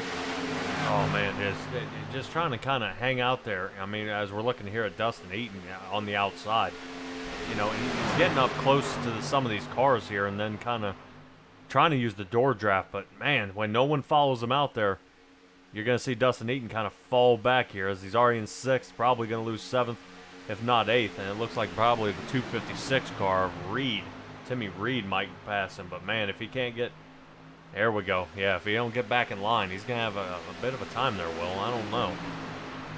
And folks, as Patrick was talking about Dustin Eaton there, you almost think when you're out there by yourself there, Patrick, if you're familiar with the game Pac-Man, and when the guys turn back, not blue, but they turn back into the guys that eat you, and that music starts playing, that's sort of like the music that comes into my head when I see guys get stuck in that lane all by themselves. As you see them start to drift back, it's just that Pac-Man music playing as you're drifting back down the track. Yeah, and it's, man, we can see Dustin Eaton kind of go up here, might give him a nudge, try to get a good little push, because he does have somebody kind of eating up on the inside edge there that's going to kind of prohibit him from getting low. Man. You see, with all that racing going on behind that 3-car tandem, nobody has the speed to get up there. I feel like if that outside lane can build up just a little bit more with some more cars, they would be able to catch Douglas Jr. there. You see Matt Cook is leading the way on the outside lane there as they head down into 1 here, folks. You have 6 laps to go here in stage number 3. And remember, at the end of each stage, not only do the cars get back on the lead lap, we file back up, but there is money on the line for a stage win. If all things stay to plan right now, we're going to have our 3rd different stage winner here in the Memorial Day 125. Yeah, if everything stays, but man, I'm looking at the 3-car up here of Matt Cook. So, wow, yeah, 51, easy there, bud. Man, Craig Cogswell gets a little loose and hits that apron. But back to Matt Cook, if you are looking to kind of move up, the key would be to get really close to like the number 1's quarter panel. Don't just use 14 kind of pushing you. Use the door draft next to you as well and kind of compound the same thing. It'll hold your, the red, white, and blue guys down toward the bottom and give you that opportunity to get pushed. But you do run into some issues of diving into the turn, so I would probably let off a little bit, but just enough to get that edge. I mean, that stage win is only about 5 laps away, so you've got to capitalize here pretty soon, because this side by side is oh man, I was gonna say somebody's about to make a mistake. Gosh, and that dip in those corners come up so fast, Patrick. You have to know that that's coming on the wheel, or else you're going to get sent way up the track there. It is such a crazy build here at the ISS Super Speedway. It's almost like iRacing, when to kind of throw you off your game there and test your attention span, if you will. As you see, Matt Cook is up there racing for the lead, getting a big push right now. I believe that is Dustin Eaton giving him that push there on the outside lane there. But, Dustin gets way loose in that draft. It's going to cause Max some speed there. There's drag racing down the backstretch here, folks, heading down into 3. Yeah, and this is going to be a shootout here. I mean, you're kind of seeing it switching back. Matt Cook is actually getting enough push there from Dustin Eaton, but sometimes, I mean, these 3 tandem cars here on the bottom are doing a great job. You know, these guys holding together. Unfortunately, you do see the one car of Charles Fletcher kind of wiggle there every once in a while, but, you know, he is in the middle. You know, he's got somebody taking the draft off the back end of his car. He's got somebody taking the draft off the front end of his car, and it loosens you, I mean, totally up. I mean, so, yeah. Wow, yeah. Is that Gregory Rix sliding up the track there? And you see, it's almost like Charles wants to get by Douglas Jr. there, but he's just, I don't know if he wants to be out there in the clean air, per se, or if he just wants to stay behind Douglas Jr. He is glued to that back bumper. As you mentioned, Patrick, every now and then you'll see him kind of fade in and out there. Maybe the draft is just kind of eating that car up, and he's just kind of getting out of the draft for a little bit, kind of get some air, going back behind him right there. As you saw it right there on the exit of 3, you saw him kind of go off the bumper for just a minute, get back on the bumper, but here we go. There's a big run happening right here. I believe this is Greg Blazin that's on the outside. Yeah, what a move there. Looking good. I like that outside line that's kind of forming up there, but you kind of see some guys, they don't stick to it. You got to have more than one, or you got to have more than 2, you know, to actually get there. If you can get about a stack of about 4 cars, they'll be able to push around this outside, but they got to stay committed. Oh man, big moves are happening right now. Things are getting crazy. As you see, Charles Fletcher's going way up the track, push Greg Blazin to the high side of the corner. As you see, Douglas Jr. is now your race leader with Craig Cogswell right behind him. Man, Greg Blazin's going to lose a lot of speed there, but not as much speed as Charles Fletcher, who's stuck in that danger zone lane there right in the middle. Looks like he's going to catch some draft right there for just a minute as they're going to head down turn number 1 here on the last lap at stage number 3 here in the Memorial Day 125, and Greg Blazin's in not a lane he wants to be in. There's nobody up there to catch that draft off of. Looks like he's going to be out of contention here in stage number 3. He's going to wisely file back in here, folks. So it looks like it's going to be a battle between these 4 cars. We're keeping an eye out on here on this final lap of stage number 3 as Douglas Jr. is going to lead them down into 3. You got Craig Cogswell right behind him. Timothy Reed has worked his way back up there as well. But you see that Douglas Jr. is going to lead them down into 3 and 4 with Craig Cogswell right behind him. Man. Big red 90 liters. And we'll see here. Looks like Douglas Jr. is going to... Craig Cogswell might take that stage win. We'll have to rev up the 10-4 broadcast and replay to see exactly who won that stage, because we were looking at the commotion happening behind them. You missed who crossed that finish line first, but boy, it looked like Greg Blazin was caught up into that action. Yeah, wow. That got close quick. Yeah. Wow, that volume goes to 10 there at the end of those stages. Yeah, that was unfortunate there. Yep. That was wild, Patrick. Let's see. We get right there. Yeah, there we go. I like that. Check it out here. Watch that outside. Give them that bump. Ooh, they touched going to the line. There they go. Gosh, what a finish to end stage 3. Looks like Charles Fletcher is going to take home that stage 3 victory. Yeah, that was something there, man. Wow. The 2 of them getting kind of tied up there. I'm curious to see what happened with Fletcher back here. Yeah, we'll give you another look at that, folks, to see what caused that commotion behind that leaders there. You saw Greg Blazin trying to get back into line there after he lost a lot of positions. You saw some kind of testiness going on as he faded back into the inside lane there. As we take a look on the exit of 3, see what exactly occurred. Watch that 187 truck. Loosens up just a little bit because of that draft. And then gets them turned around. Bam, off the wall, comes back. Dang. And I believe that was Charles Fletcher. Yeah, Charles Fletcher is in the 1 vehicle. And Gregory Rix was caught up in that as well. And I believe showing the 23 here. Oh. And Patrick, just looking at that grid there, who did win the stage? Because we did have contact at the line. Holy crap. Now you done got me. I thought it was Charles Fletcher, but I didn't know. I got confused there with the red, white, and blue race cars. I didn't know that he was the one caught up in that late accident there, as well as Gregory Rix. So that was a change of pace for me there to see those drivers caught up there. But as I was mentioning there, Greg Blazin had to get back in line. You saw them get kind of sketched out a little bit, to use a skateboarding term there. You saw them get kind of wibble-wobbly there, and you saw the contact from the 187 there sent that car up the track. We take a look here. Yeah, it should be the 51 of Cogswell. Right there, it takes it. Craig's Cogswell. Yep, takes it right across the line right there. Yeah. Another name, as well as Charles Fletcher, a name that's been racing hard up there in the top 5 throughout tonight's event. So definitely worked his tail off to get some cash money in the pocket, winning that stage number 3, folks. And I do want to let you know, if you're tuning into this broadcast late here at 10-4 Broadcasting, each stage victory gets money in your pocket. And depending on who winning these stages here tonight, Patrick, some of these drivers have been up in the lead, so they could be winning 2 awards here tonight with the most laps led and the stage victory. Yeah, and everyone likes money. I like money.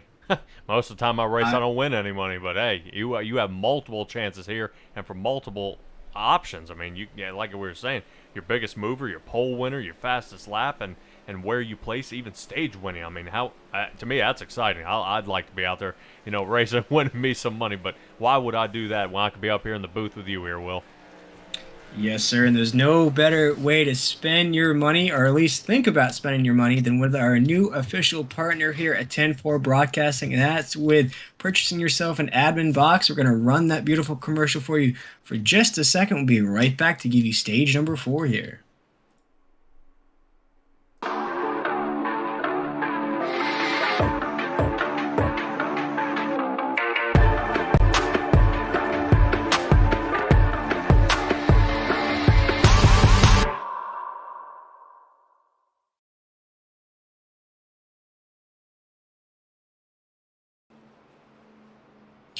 And we are back here, ladies and gentlemen, at the Memorial Day 125. This is brought to you by The Big Show and our official new partner here, AdminBoxx. And AdminBoxx is an awesome race control device that controls everything that you might need to, yellow flags, black flags, add laps, everything. It is in a handheld device that you just plug right into your computer, USB plug and play. It is lit up, it is rubberized. You can prop that thing up. No reason to have to go back and forth anymore. Shoot, Patrick, you could even race and be race control at the same time. The way this device makes it so easy for you folks. And just for tuning into this broadcast here tonight, if you want more information about the AdminBoxx, definitely go check out the description page on our YouTube link right now. But if you head over to AdminBoxx, that's 2x's.com, and use coupon code 10-4-box with 2 X's, you can get an AdminBoxx for $125 today, guys. That is a huge discount on that awesome device. Oh, yeah. And everybody loves a good discount. Yes, sir. We couldn't be more proud to welcome them to the family here at 10-4 Broadcasting. I know they've been a league sponsor in some of the leagues we call, and they sponsor some races as well, but we couldn't be more excited to be official partners with AdminBoxx. And they're such a cool company over there, and they have such a cool website, such a cool Discord page. So if you want more information about the device and how it works, and I'm sure they are accessible to where if you had questions about it, if you wanted to just learn more about it, maybe not purchasing one just yet, if you just wanted to learn more information, they'd be more than happy to help you out with that. So definitely head over to AdminBoxx, it's 2x's.com, or go check out their Discord page as well. Oh, yeah, and talk about the ease of being able to press the buttons and everything. You and I were talking about pit strategy, so if I'm even setting up before I get into pit, being able to just hit that single button, man, that works out great. But it's time to hit that green flag button because we're going green flag racing again, once again here at the Memorial Day 125 in the Big Show. As you see, Greg Blazen's now up at the top of this grid here, folks. He won the last time we ran these trucks here in the Big Show. He's going to lead the field down into 1 with Charles Fletcher right behind him.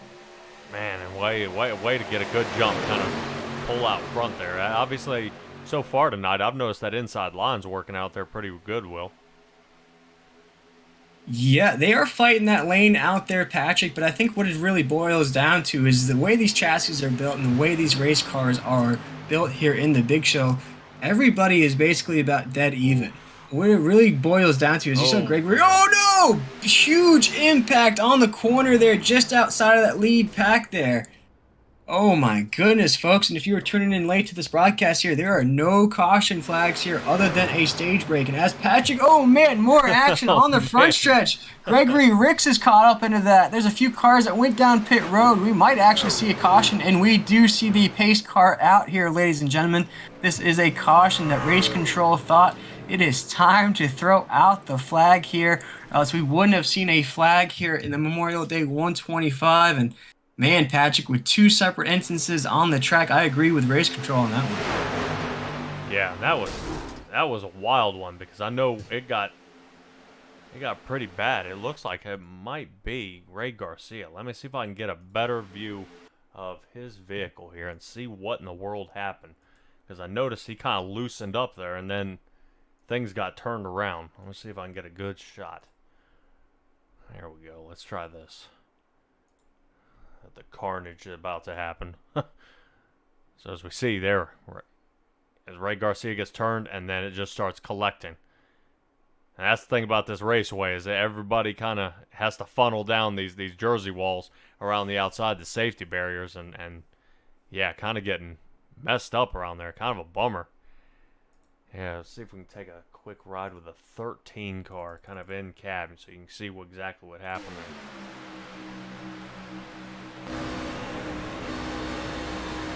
These replays are brought to you by 10-4 Broadcasting. We're taking a look here. I believe this is... Should be David Kelly, 13. Yeah. You see Ray Garcia get a little loose there, kind of pile up.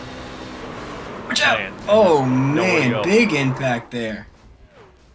Gosh, and went for a little tumble there as well. Man, and there's really nothing you can do in that circumstance, Patrick. Once you're caught up into that, you basically just got to go for the ride and hope for as least amount of damage as you can. Yeah, and good thing for a caution, you know what I mean? Because, man, this is not where you want to be. You know, getting tied up in the final section here. So, I mean, I hate to say it, I'm glad it was big enough for a caution. That way everybody can clump back up. But yeah, that's kind of a bummer there, because now that's really going to shuffle the field up here as we see Greg Blazen is still rocking around up here in the front position. But now I know I believe about 5, probably 5th back. Everybody's kind of shuffled around. And as we are still under caution here, ladies and gentlemen, I believe we're going to have a couple laps of caution, if I'm not mistaken, with those pace lights still on. So at least 2 more laps of caution. I'm going to see if we can't bring in our race leader for a quick chat there, Greg Blazen, who was the winner in these trucks the last time here, Patrick. And, hey, Greg, this is Patrick and Will up here in the 10-4 broadcast booth. You got a copy? Hey, I got you guys. How you doing? Pretty good, man. How about yourself? I mean, you're leading the race here at the Memorial Day 125. You kind of lingered back there for the first half of this race. You've kind of come on strong here towards the end. Was that part of your strategy to kind of linger back to avoid these big ones and put your car up front? Yeah, my car tends to be a magnet, so I just this is one of the first races I made it through without any problems. So hopefully it just stays that way. We'll see how it goes. Yeah, man, and I was talking to Patrick. I believe you were the one that was able to conquer these trucks the last time the Big Show ran this type of race car. What do you think it is about these trucks that you race so strongly, and what makes you so good in these race cars? I don't know. I think it's just the practice we get. We do a lot of practice during the month before we do these races and stuff. So, you know, you get in there, you figure out what the trucks do, and you know, you work with your teammates, and so it helps having the extra races and everything. Yeah, and I believe Patrick has just been. I think Patrick, there was that last move there that we saw. Greg came up from the outside and was able to swing back in there. I believe you got a quick question to him about that. Yeah, you starting to get loose out there, because I know some of the draft, man.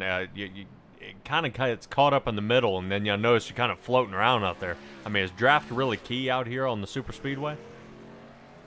Well, towards the end of that stage right there, the cars from the bottom kept jumping up, so it was kind of forcing me up a little bit. So it's kind of throwing me off. But as long as you got to watch the cars on the bottom, because they like to hit the yellow and bounce up, so you got to kind of watch that. Oh yeah, and we definitely see that here from the broadcast booth, and we see you kind of trying to play it safe up there on the high line, but it doesn't seem a whole lot of people really selling themselves into getting on that line. You know, staying up on that high side. Yeah, most of the races, people are up there. We were 3 wide and everything. Everybody's been a little more conservative this race, but I'm sure that's about to end. Yeah, Greg. As we're creeping down we got about 28 laps to go. You got your car out front there. What do you think is going to be the biggest factor of putting that race machine in victory lane here tonight? Well, probably not being in the lead. So it's a lot easier to draft and come off of 4 and go down to checker if you're like in second, third, you get in a draft off or something. But you usually sit and duck in the lead. So eventually I'll probably drop back a little bit and kind of work my way back through. Of course, as we're going to see these pace lights shut off here, we're speaking with Greg Blazin, who is the race leader right now, ladies and gentlemen. And Greg, before we let you go, we know we'd love to give you guys the opportunity as we have you in for an interview. I'm sure we'll speak to you again here pretty soon, the way you're racing here tonight. But we do love to give you that opportunity to shout out any sponsors you may have had here tonight or anybody you have watching at home. My wife Jamie's probably watching, so I just want to say hi, Jamie, and we'll be done soon. That's always good, right? You got to say hi to the wife. Like, Greg, we'll let you go here and good luck the rest of the way, man. I'm sure, like I said, we'll speak to you soon here, whether it's you in victory lane or probably in the podium finish, that's for sure. Yeah, all right, hope so. All right, thanks, guys. Yes, sir. That was Greg Blazin, our race leader right now, Patrick. And Greg, I mean, like I asked him there, he really crept up from the middle of the pack. I mean, we didn't call his name at all for about the first hour and a half or so of this race here tonight. And all of a sudden, we saw him flying from the outside lane there, came up from the tail end of the lead pack, made some big money moves, queue up the car to be there, and then put his car out front. So it's just sort of like that, a snake in the grass, if you will. Yeah. Yeah, and it's nice seeing him being able to kind of get out of some of the tussles and the pileups he's gotten into, and now actually in the race lead, which is real. Like I was saying, I say it 100 times. It's a great part about the big show is the lack of damage and things like that, and being able to kind of fast repair and get rocking back on the track. That way you can continue racing. I mean, you hate practice, and then somebody, one slight move and you got a 10-car pileup, and that's it for the night. So it's nice to be able to race, but if somebody to keep an eye out for, which is really odd, is Landon Gentry hanging out in the 17th position. So I see him kind of hitting that loud pedal and working his way to the front as we're back under green, Will. Yes, sir. Green. Once again here, the Memorial Day 125. As Greg Blazin's going to lead them down into turn number 1. He's got Matt Cook right on his back bumper. Charles Fletcher, who's been racing up there as well. Timothy Pope is up there in the mix as well. Timothy Pope is a stage winner. We saw him fade back just a little bit in that last stage. He is trying to work his way back up into the lead. But this is crunch time, Patrick. We are down to only 26 laps here in the Memorial Day 125, brought to you by The Big Show and our new proud sponsor here at 10-4 Broadcasting, AdminBoxx, as they are side by side here running down the backstretch. See Charles Fletcher on the outside. Matt Cook is really on the back bumper of Greg Blazin, heading down into 3. Yeah, we want to talk about fast mover. Landon Gentry, I mean, in the matter of that one lap there, has already moved his way up into the 13th position. So that's what I'm saying. I think he's looking to catch back up to his teammates there and get back in the running. Yeah, Patrick, but he's quite the dicey position there. Maybe we can take an onboard ride with Landon there to see his point of view of this race from that race car. As you see, folks, he is way back here. He's counting the cars in front of him. I'm going to guess that's about 15, 16 cars in front of him there. But you see, right, he's on the back bumper of his teammate here, Patrick, but there's going to be a lot of moving and a lot of slicing and dicing, a lot of things that Landon's going to have to make happen here in the last 25 laps if he wants to pick up this race victory. And it's going to be a sketchy way of getting up to that front as you see cars in front of them kind of dice out, get out of that draft. So you don't really have a clear hole or a clear opportunity to start making those moves.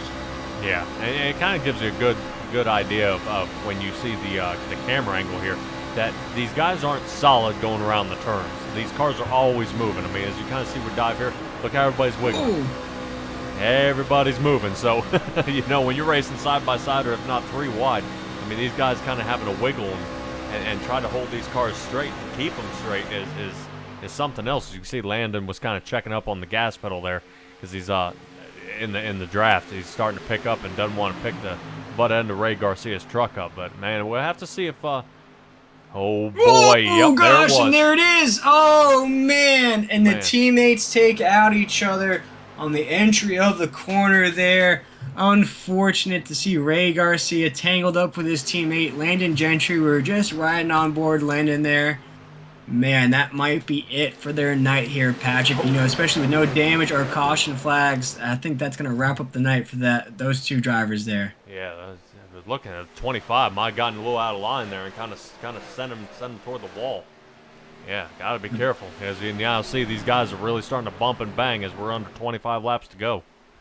Yeah, Patrick, and you saw Matt Cook there. He was on that middle lane there as we were taking a look at Landon Gentry and Ray Garcia there. But has now come out of that danger zone lane, has put his car into second position there. So really slingshotted his way out of that mess that was occurring there. But now you see the field starting to get a little bit more fanned out here, Patrick, and that's just going to bode well for Dustin Eaton there at the top. Or these top four cars there in this lead pack there at the very top are going to really start to catch more draft. They're going to start to peel away from these guys a little bit more. And that's really going to start to close that window for the rest of these drivers here tonight. Yeah, it's something to see these kind of single file here. I'm a little curious. But I think everybody's kind of slowing down here. But you're seeing, Patrick, on the grid right now, we might have a caution out. Looks like everybody was starting to bunch up there on the backstretch. Yes, we do. There is the pace car right there. I started to see everybody slow down just a little bit there. We do have a caution flag on the track, and I believe, Patrick, that was because we had two separate instances on the racetrack. So it's going to move everybody back into line here, ladies and gentlemen. But, folks, we only have 22 laps to go here in the Memorial Day 125. If there is ever time to go grab some snacks, go grab some drinks, whatever you prefer to watch the end of this race, go run to the fridge real quick. Go do that as quick as possible because we only got 22 laps to go here, Patrick. And, man, with 22 laps to go here, what do you think is going to be the key of getting this race victory here tonight, Patrick? Because we're seeing a lot of different moving pieces here towards the end. We saw some of these strong drivers get up there, can't really move around the pack. One thing that you mentioned just a little while ago, these cars are going to be constantly moving. We're starting to see some cars heading down pit road here. What do you think is going to be the biggest factor of one of these drivers crossing that finish line first at the end? Staying clean. I mean, at this point, I figure anybody pitting at this point probably isn't getting fuel. I mean, if they are, it'd be a good time to top off. But from all these spinouts and these crashes, you've kind of wasted the tires. You got to go in, try again. But once again, now you got to wait for a couple more laps for these tires to tack up, get them to stick, and to be able to, go ahead and send it around the track. But as you can see, Ray Garcia kind of didn't get in his pit box that well, so he might be kind of on the back foot there. But yeah, this is difficult, Will. I mean, the key is just stay clean. I mean, I know there's hard racing out there, but it's got to be competitive. Yeah, and that's with that caution flag, it's really going to give Landon and Ray an opportunity to maybe race back up to maybe the top 10, Patrick. But as far as a race victory goes for those two drivers, I would have to say, even with no damage and no cautions in tonight's event, it's probably the end of the road for those two drivers. And it's unfortunate because it was really those two names that were up in the front there to start this race off here, even with Landon Gentry picking up the stage number 1 victory. So now you see them way in the back of the pack there. And Landon started to seem to struggle here towards the end of this race here. We saw him racing the tail end of the pack. We saw him kind of break off, get to the tail end, and then he kind of stayed back there, Patrick. Never really found a hole to creep his way back up there. And that's unlike Landon Gentry there, he's one of the best drivers here in the Big Show. Yeah, but he still has time. I mean, we still have almost maybe 18 laps to go. I mean, you saw in one lap he jumped 5 spots. Now, yeah, it was pretty aggressive. If he could find somebody to help him at the same time and get his way pushed up there, as you see, it looks like Greg Blazin going ahead and heading into pit road there. Yeah, and that pit window, we just had a stage break on lap 90. So this is that window there, Patrick. We're looking at around 14 or 15 laps. So that's another thing to keep in the back of these drivers' mind, is that you are creeping in that window right now. Yeah, and as Dustin Eaton goes ahead and stays out there along with Matt Cook and Timothy Pope to round out your top 3, I believe, the pace car lights are off. And these guys haven't pit yet. So you'll see these other guys. You'd almost have to pray for a caution at this point. Because the other guys have pit, you haven't, and you're going to be pitting under green flag and in the back of the pack now. So, yeah, this may be a good fuel strategy, but will it last, 20 to go? Because if you said we had, about a 17-lap window? So they're going to have to be nose to tail to save the fuel to get around here, Will. As Jason Bateman once said, this is a bold strategy, Cotton. We'll see if it does indeed pay off here tonight in the Memorial Day 125. It sure did pay off for the Average Joe's Dodgeball team, but we'll see if it pays off for Dustin Eaton there up at the top of this field, as well as Matt Cook. These two drivers have raced together here the last, I would say, about 40 or 50 laps here up at the front. Also, Craig Cogswell, who was able to pick up a stage number 3 victory. Timothy Pope as well as a stage winner, Patrick. But as you mentioned, these drivers have not head down pit road just yet. So keep an eye on that, folks. As Patrick mentioned, we're going to be creeping up on that window here. But, folks, we're about to go green flag racing once again here in the Memorial Day 125. Oh, yeah, but we do have a couple sleepers up there, the guys you normally don't see. Of Dale Rapp, David Kelly, and Michael Allen hanging out there in the 6th, 7th, and 8th position. So I'd like to see them be able to get a good move here and kind of be able to put some moves on, as I believe we're back on the green flag there, Will. Yes, sir. We're going to go green, green, green, green once again here at the Memorial Day 125. As you see, Dustin Eaton's going to lead them down into corner number 1. He's going to have Craig Cogswell pushing them down into the corner, and Matt Cook is going to be on the outside as they're going to round the corner. Oh, yeah. Look at that. Look at them slicing and dicing there. Man, these guys are not going to give up an inch. This is my favorite shot right here. Turn up the volume. There we go. As we watch them head down the backstretch here, folks, we are closing in on the conclusion of the Memorial Day 125 here, brought to you by the Big Show. This is a mix of Big Show drivers as well as being open to the public. So a lot of different names here in tonight's field. And there's that 3 machine we kept an eye on to start this race here, Patrick. Rocking a very interesting paint scheme there. As you see, they are side by side now. The things have heated up quite a bit here, Patrick. They are on the wheel like crazy. You're starting to see these cars bounce around the track. You're starting to see the cars move in and out here. So this is really where the heat's going to start to pick up here. You just threw another coal in the sauna, if you will. Yeah, I mean, you got to be thinking in the back of your mind that the top 6 drivers here who haven't pit, what are you going to do for the ones that already have pit? You're in the limelight right now, but you still have to pit. These guys, Dustin Eaton and Matt Cook, lap 92, Cogswell, lap 96, Timothy Pope, lap 92. I mean, this has to be haunting you in the back of your mind that you still have to pit. And I just don't know how long these boys can hold out as they're going nose to tail. Yes, sir. And going nose to tail is not going to take anything off of that race car, Patrick. If anything, it's going to close the window faster as you're going to be using more fuel and more tires to go nose to nose like that. So, as you see John Cazaza get really low on the track there. Good job of saving that race car to get back up in the track and not take out anybody. They're still side by side heading down the backstretch here, down into 3. We have a drag race here going.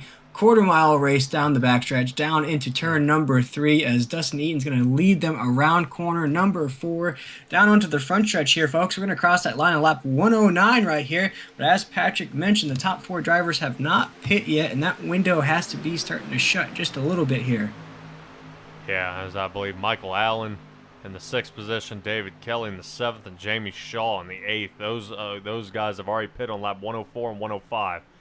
Man, I don't. Even if those guys pit, I wonder if the fuel mileage will make it. If there's only about a 16, 17 lap gain here, I just don't know. I mean, there may still be a second pit stop for the guys who just pit. They just went in to refresh their tires from skidding out a whole bunch and then trying to square this back up. Boy, as they dive back in, it looks like Fletcher might have gotten a little loose. Yeah, he's been fighting that truck all night here, Will. Maybe that could be the strategy there, Patrick. These drivers on the top four know that even though they head down pit road in that last pit stop, the rest of the drivers have to pit as well before the conclusion of this race. So maybe they were just trying to time it perfectly to where they head down pit road with the rest of the field. They're under green. That could be so. Oh, no! And there goes Charles Fletcher into the wall. Gregory Rix as well. And the exit of the corner there, corner number 2. Ooh, hard impact by Gregory Rix into the inside wall there. Ray Garcia's caught up again as well. Man, a lot of crazy racing on the last stages of this race here tonight. Man, I think we might have to get Ray Garcia one of those bags you get on an airplane, because, man, he's been kind of spinning out all night, which is a little bit unfortunate. Just kind of a magnet for accidents. But, man, I don't know if I could stand all that spinning around there, Will. Gosh, and we saw, big action on the front stretch as well. A few cars tangled up there. Yeah, it looked like Landon just snuck out of that one. And the action is heating up here, quick, fast, and in a hurry. As Landon Gentry has now put his race car in the 6th position at the tail end of this lead pack there. And Patrick, as you were mentioning there with these green flag pit stops, he did pit in that last window there, so he could put his race car out in the lead there and maybe gamble and win this race there under green without having to pit. Yeah, but I would probably think the caution might be coming out here pretty soon. I mean, yeah, that was almost half the field that just got tanked. So, yeah, Dustin Eaton enjoying it out front, but I just don't know for how long. No caution just yet here. The Memorial Day 125 as we're crossing the line here at lap 112 of 125 here. So with 13 laps to go here, folks, you are looking at quite the battle to close things out here in the big show. You see Dustin Eaton leading the way, holding off Craig Cogswell in 2nd. You got Michael Allen in 3rd and Matt Cook in 4th. And there is the caution flag, ladies and gentlemen. It is out on the racetrack here. And wow, it gives us a second to up in the booth here to catch our breath, to kind of take in what we just saw there, Patrick, in the last couple laps. Man, hard driving, to everybody trying to get caught up and square this away, but like you see, just one wrong move, and I would bet that Fletcher has to go down pit road, because I don't know what exactly is going on. He's getting very, very loose. He did pit on 105, so I would assume he took tires, but man, he is all over the place, and he might have to just get a little more control of that truck, because it's kind of got him in another pile up here and kind of rocked him back here to 16th place.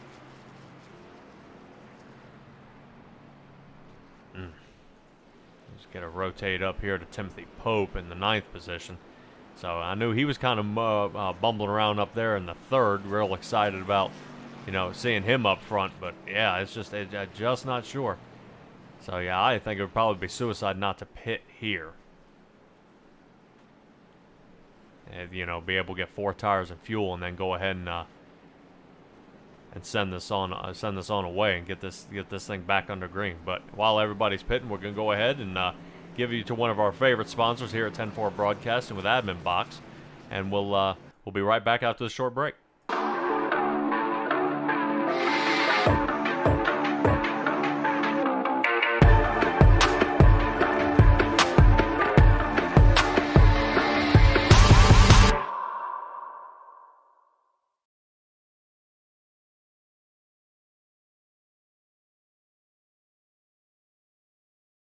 All right, and we're back live here at the Memorial Day 125 here at the iRacing Super Speedway. And Will, what do you think? What do you think so far about the race? I mean, I assume you don't have a call. There's no way you can pick a winner at this point. I knew you called out Kayla McCarthy in the Powerhouse Racing League. There's no way you can guess this one. No, there's really no way I can call this one, Patrick. It has been really nonstop from beginning to end. We started to see in those first couple stages, drivers kind of took it easy, kind of laid back a little bit. As we started to see those stages start to close and those laps start to count down, you saw the volume go way up. You saw the heat started to go up like it does here down in Florida here in about May or April. Starts to get really hot down here, and it started to get really hot in the ending stages there here on the track. But now as we creep down to about 25, 30 laps to go, that intensity now, Patrick, is going every lap. It's not the last couple laps of the stage. It feels like the intensity now has really ramped up here towards the end, and just the way we've seen these drivers give and take. We've seen battles for the lead. We've seen leaders getting taken out, unfortunately, because they fade back into the mix in the middle pack there. It's really anybody's race, as we see our stage winners aren't even in the mix right now, Patrick, except for Craig Cogswell. Did a great job of avoiding some of that mess we just saw just a little while ago.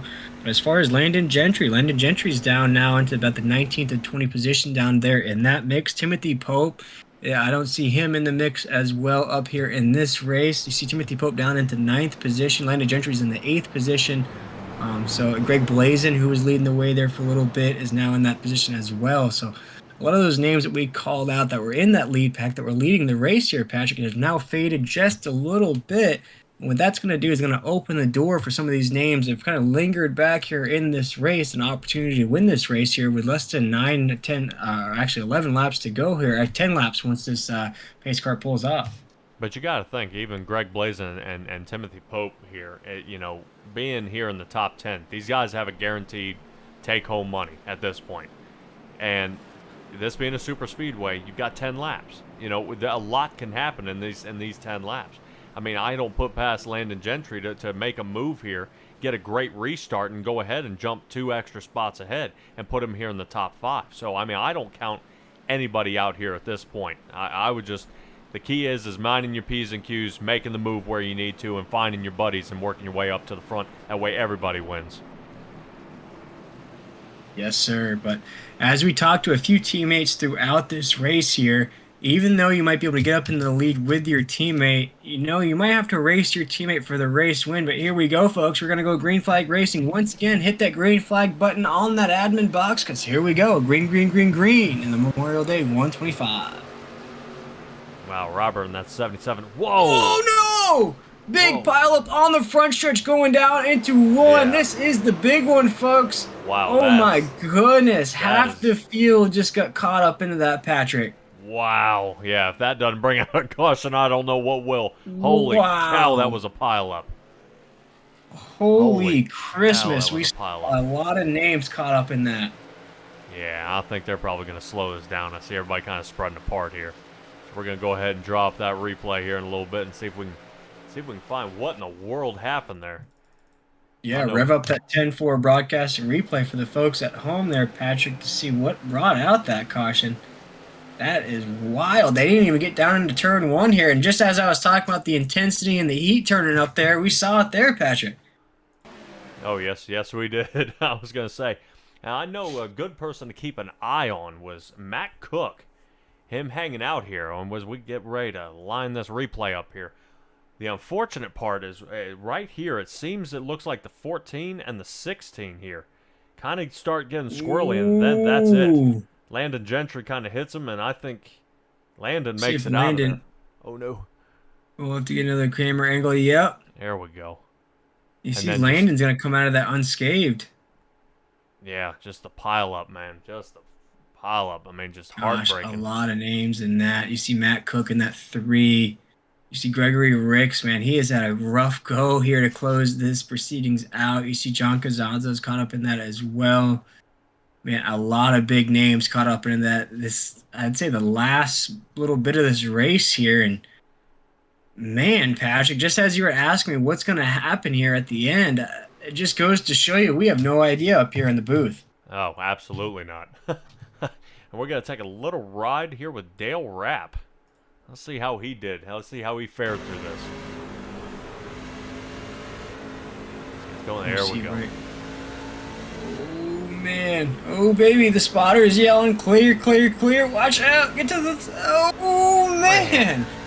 Man. What a shot there to see that. What a way to avoid Matt Cook in that 3 helicoptering down the racetrack there. And Dale did a good job of staying in that inside lane there. Had that spotter in his ear yelling low, low, low, low, low. And, man, he got clear.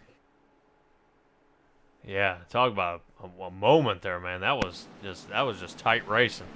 But yeah, and Dale Rapp being able to stay out of that mix up there has now moved him up to the top 10. So it just goes to show you, one little mix up here and it's now flipped the field again. So yeah, something to keep in mind as well is the leader of Robert here in the 77 car. He pit back on lap 104. So I don't know if he's got enough fuel to make it to the end. I know he's enjoying it up here in the front, but I don't know if he's going to make it to the end. So we'll keep an eye on him. Hopefully he doesn't, get in front and stall out, run out of gas, and then, start a pile up from the front 2 or 3 here, as he got a great jump on the last restart. See that, Patrick? I think that would put him in around lap 121 or 122 would be the end of his window there. So, I were him, I'd probably be coasting that thing around the track right now under caution, see if you can get a few extra laps there and maybe try to make it towards the end. But talking about making it towards the end, Patrick, look who has worked their way back up into the top 5. And that is Landon Gentry in that 33 machine. But here we go, folks. This green flag is going to wave once again here in the Memorial Day 125. Let's go green, green, green, green, green. Oh, man. Look at that jump on the outside. Oh, no! What a dumb move. Oh my goodness. Heath Rutherford. Wow. Wow. The pace car isn't even going to stop. Wild move there, folks. Wow, that was... We'll have to definitely take another look at that. I missed it for just a second there. Yeah, he made a righteous jump right there at the beginning, and then just... It was actually looking at it on my delayed screen here, Patrick. He was clear. That was a legal jump on the restart. But you cannot pass before the finish line. That's the key. Right. You can't pass before the finish line. As you see, getting ready to ramp it up here with Heath Rutherford in the 98 car. As you see him kind of 4 back outside row. You see him right here. Kind of fades back. Kind of lay back. Yeah. Now people will fade back to try to get that run. That way you can go ahead and sidestep that clutch and go ahead and accelerate before you get to that guy. So he's passed 1 person, 2, 14 tries to block him, and then it just absolutely takes him out and wipes everybody else out in the process. The whole field like a bunch of dominoes falling in a domino competition there. Man, oh, there goes Matt Cook. Yeah, clean through that mix. Yeah, we're gonna get on with Matt Cook there. I was gonna say we're about to get on board with him because if there's one thing I like, it's a good pucker factor. So as he got a little bit of trouble from that last run here. And as we were talking about the finish of this race here, Patrick, this is 2 times on the restart we've had action, so we might get a green-white checkered finish here at the end. Oh, man. All right. Oh, get on the wheel. Oh, my goodness. Oh, he did catch him right there. Gosh, he was slip-sliding through that mess, trying his best. He said, you know what, I already got damage. I'm just going to run through the rest of the guys here. Oh, man, I'll tell you what. I figure race control is probably going to be pretty uptight about that one. Yeah, that was a wild one there. And I'm going to see if we are still under caution here. I believe those caution lights are still on in that race car there, Patrick. See if I can't bring race control on here for just a second. Before we go back green here. Hey, Ray, this is Will and Patrick up here in the 10-4 broadcast. Can we get a copy? Yeah. Wow. Yes. Go ahead. Two crazy restarts there. Yeah, I don't even know how to explain it there. Bring your feelings. One of our guys, we were on the radio talking about blocking, and one of our guys jumped the start. The 98 jumped on the high side, and the Dustin Eaton car just turned right into him, trying to stop it. Yeah, Yeah, we saw that. It's kind of heartbreaking. I figure he was passing before the start-finish line. He was kind of got that quick jump there. I get what he was doing, but I don't think you can pass before the start-finish line there, Ray. Well, the problem is that the guys in front, at the last couple of restarts, the guys in front were Landon. Mute him. We had a couple of. Hold on. As we're speaking with Ray Garcia, race control here. Stand He's by trying to one get things fixed here as we had two crazy restarts here in Memorial Day 125. And boy, these things are going to get heated here. And I believe we'll probably let Ray go back to the drivers there to make sure he gets things sorted out here. And he's. Well, here's what. So we had the leaders were slowing the field down. So some of the guys were complaining on some of those restarts that the leaders were slowing them down. They're not hitting the.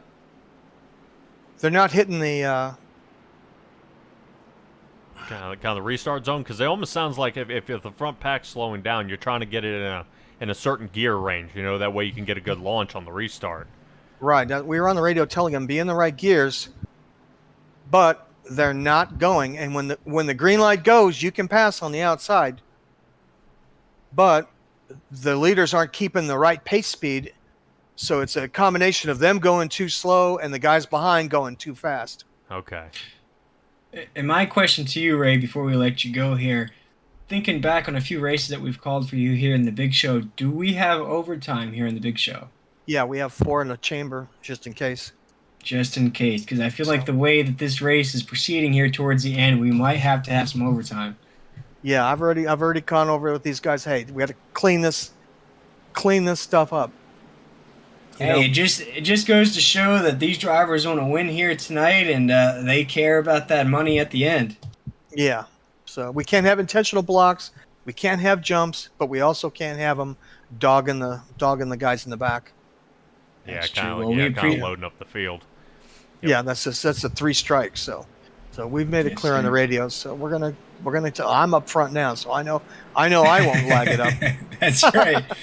Alrighty, Ray. Well, we'll let you get back to it. Appreciate you jumping in here real quick. Right on.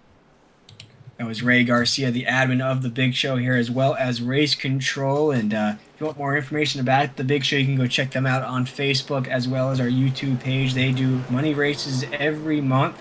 So if you're interested in signing up for a race there, Patrick, I know the last one I can remember back on that iBroadcast, Landon Gentry won over $250. I think Greg Blazin walked away with some good cash in the last money race y'all called. Man, what a league to be a part of here. We couldn't be more excited to be bringing you this action here tonight. We're about to go green flag racing here, Patrick, with less than 4 laps to go. Yep, yeah, unfortunately, it looks like another pile up there at the rear end. But I would probably guess they're not going to throw the caution on this one. And no caution is out here as Ray Garcia is going to lead them down onto the backstretch here. Got Gregory Rix right behind him. Gregory has worked his way back up there, folks. David Kelly and Greg Blazin right there is going to round out your top 4. Going to have less than 3 laps to go here, so throw up those 3s. Rest in peace to Dale Earnhardt, because we're in the closing stages of the Memorial Day 125 here, as Gregory Rix is going to try to make a move here on 3, as Ray's going to lead them around 3 and 4 here. You got David Kelly right there as well. Greg Blazin starting to fade just a little bit off the pace on that top side lane here. But Ray Garcia is going to take them to the line here with less than 2 laps to go here, Patrick.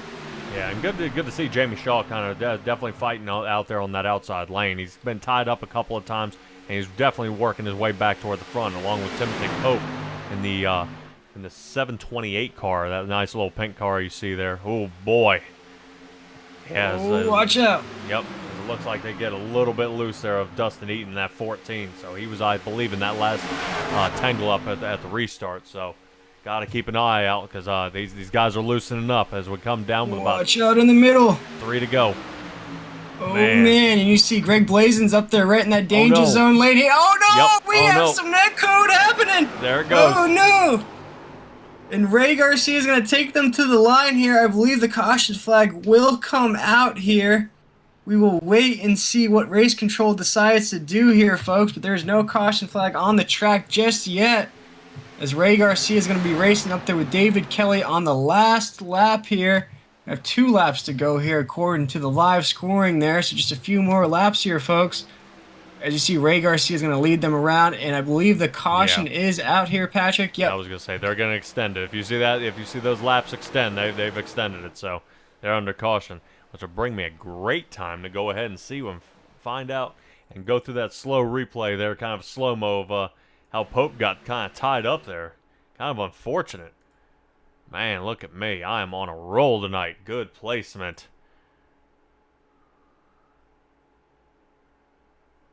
Yeah, boy.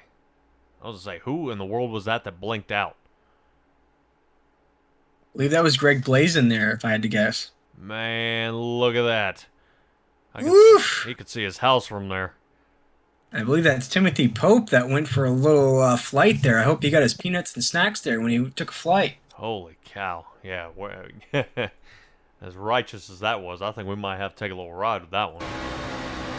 That was a wild ride here, folks. And if you are prone to a little bit of motion sickness, you might want to turn away for this one, because this is going to be quite the ride you're going to take with Timothy Pope here, as he got caught up in this late race accident here. As you see the action right there, he starts to get clipped, and here we go. We're taking flight. Whoa, dude. Oh, man. What a ride it was for Timothy Pope. Man. Good thing for the big show, you know. There's no, there's no damage here, because I mean, yeah, you're off to the infield care center. Is that? Yeah, there's broken bones after that one. Wow. Oh yeah, you went for quite the ride there, Timothy Pope did, and those inboard cameras are brought to you by 10-4 Broadcasting. We want to invite everybody for tuning in here tonight. If you are liking what you are seeing here tonight, go check us out on Facebook at 10-4 Broadcasting on there, as well as YouTube. Once you search 10-4 Broadcasting on YouTube, you'll find us right away. Go ahead and hit that like, share, and subscribe button if you could for us. Bringing this iRacing action about 5 days a week here, Patrick. So bringing the folks all the iRacing action they can handle. But we do have a proud new partner here at 10-4 Broadcasting. That is the wonderful people at AdminBoxx. And we'll run that commercial for you one more time before we bring you the conclusion of the Memorial Day 125.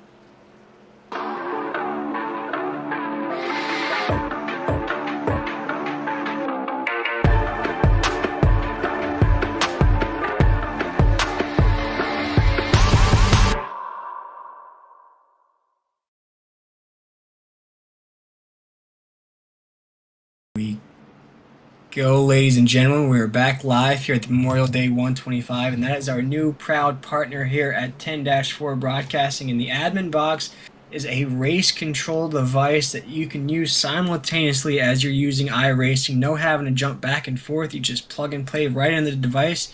If you want more information about the AdminBoxx, how it works, and what it does for you as race control or as an admin, go jump over to AdminBoxx. That's 2x's.com. And if you are thinking about purchasing one, make sure to use code 10-4-box with 2x's to get yours today at $125, Patrick. So quite a discount on the AdminBoxx there. And go check them out. And if you have any questions about how the device works or how to set it up, they are more than happy to help you with that, Patrick. And I believe Ray Garcia might be using one here tonight, but the way these big show races here, he might want to pick one up himself to make sure he uses that device as he's race control and the admin here tonight in the big show, because he has got his hands full here leading the way here the Memorial Day 125. Yeah, and he's got to be, I figure, not just him, but all these racers have got to be getting kind of antsy here. I mean, you kind of think you were under green flag, we're going to get a good run here and finish this one out, but now you're white knuckle again. We got 2 to go, and you're that much closer to winning it, but then you're not. It's just trying to stay clean here for these last few laps and make a good placement. Yes, sir. And you gotta think too, Patrick. Not to jump over you there, but once that white flag comes out, if you were in the lead and something happens behind you, you just gotta stay your lane, because you could be the race winner. Yeah, because after the white flag's out, it's anybody's game. If the leader wrecks, if fourth place wrecks, doesn't matter. It's gloves off at that point. So if we can make it past this first lap here, and the leader crosses with the white flag out, it's it. That's the game is sealed, and we're seeing who wins here at the end as Ray Garcia, the admin, and the leader here tonight. I mean, talk about a turn of events. I mean, leading up there in stage 1, and then has been fighting all the way in the back with so many wrecked cars, and then but is back out in the lead here, surprisingly, toward the end here, Will. Yeah, he's really fought his way back up there with Landon Gentry. Landon Gentry was caught up in that last wreck there we saw. But him and Landon really, for the about 20 or 30 laps, really fought this racetrack. They couldn't catch the lead pack there. We took an onboard ride with Landon to see their point of view there at the tail end of the pack. We virtually saw no holes of getting around these cars. Somehow, some way, Ray has worked his race car up into that lead here, Patrick, but judging by these cars around him, it's going to be very difficult for him to hold that lead here the rest of the way. Yeah, well, he's definitely got about 15 to 18 other drivers that are looking to try to push past him as he's getting ready to line up. Here we go. Here we go, folks. We're about to go green, green, green, green once again here to close out the Memorial Day 125. Yeah, and kind of the 13 car. David Kelly kind of laying off there a little bit for the restart. I wouldn't have let Ray get that far ahead. You see right here, Ray Garcia is going to lead them down into 1. You got Gregory Rix in second position. David Kelly right there as well. John Cazaza in the 15s worked his way back up there as well. You see right now, Ray's going to lead them down around 2, down onto the backstretch here. He's got Gregory Rix right on his back bumper here. You see if Gregory wants to make a move. You see that high side starting to build up just a little bit there, heading down the backstretch. Big moves happening there on the outside there, Patrick. You see David Kelly getting a big push from Craig Cogswell there from the 51 machine. They're trying to build that outside lane right now. As they're side by side, heading around 3, going down into 4 here, folks. We're going to creep up to that start-finish line here. We're going to get the 1 to go sign here to close out things here in the Memorial Day 125. All right, and clean racing for that 1 lap as we're coming down the front stretch, crossing the start-finish line. White flag is out as Ray Garcia is leading in the front with Gregory Rix, John Cazaza, David Kelly right behind him. As a battle for 3rd, 4th, 5th, 6th, and now all the way back as we're going 3 wide here, Will. Landon Gentry chopping his way back up toward the front. Oh, man, somebody gets impact. No worries. Still racing here on the backstretch. Yep, here we go as Timothy Pope is sideways, holds it, but, oh, man, is about to collect a bunch of cars. Landon Gentry's as Ray's in the still middle of leading that the one. way. Never mind that action here as Ray's still leading them down into 3 here. You got Gregory Rix right on that tail. See if he makes a move here on the front stretch. He is right there on the back bumper of Ray Garcia. You see him trying to inch to the inside there. See a big move right there. See if anything's going to happen here on the front stretch. Oh, no. See if Ray Garcia is going to pick up this win here. And it's going to be Ray Garcia, the winner here, the Memorial Day 125. Wow, and Craig Cogswell with a great move, holding his line, using that draft, and going ahead and slinging up there into the 4th position. Wow. Yeah, that was a heck of a move. But Ray Garcia, I mean, after all that adversity and just come out on top on that one, that worked out great. Wow, and I'm surprised we didn't see a big money move from Gregory Rix there at the end to try to get around Ray Garcia there on the front stretch. Looks like he had the speed, but just decided to stay on that back bumper of Ray and push him across the finish line there. But big congratulations for Ray of winning here in his own league. It's been a while since I've seen Ray Garcia in victory lane. Yeah, we're going to take a little peek at what Landon saw when Timothy Pope kind of got a little loose there. Because I know he kind of got collected up in that one. Move there, and then bang. Start hitting them, and then they go. Oh, man. And he kept it off the wall. Wow. And Landon was able to, I believe, looking at the grid there, Patrick, he was able to secure a top 10 finish here tonight. Hey, not bad. I mean, after how many tangle-ups, man, not bad. Not bad at all there. Man, it's took the words right out of my mouth. What a finish there, Patrick. Looks like the top 4 right now is registering as Ray Garcia as our race winner there, folks. Looks like he ran one of his fastest laps there towards the end. You got Gregory Rix there in second position. John Cazaza is going to finish in third position. And Craig Cogswell, a stage winner here, is going to finish in the 4th there, Patrick. So what that means for the folks at home is that we had a different stage winner every step of the way here in the Memorial Day 125. But it all matters who leads the last lap, and that was the 00 of Ray Garcia.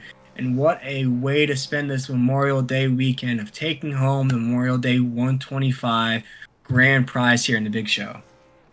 Yeah, and that working out real well. I mean, I don't think Ray Garcia could ask for better. I mean, other than the slew of cautions there right toward the end, but him actually being able to capitalize, leading at the beginning, and then finishing out at the end, and it was nowhere near, for the second and third. I knew he was kind of playing on the outside of the top 10, almost top 5, and then back out again, and being able to kind of pull off the upset, if you ask me. I knew he did have one of the faster cars out here, and it's just luck at this point, being able to just avoid those accidents that are happening in front of you and work your way to the front and just survive.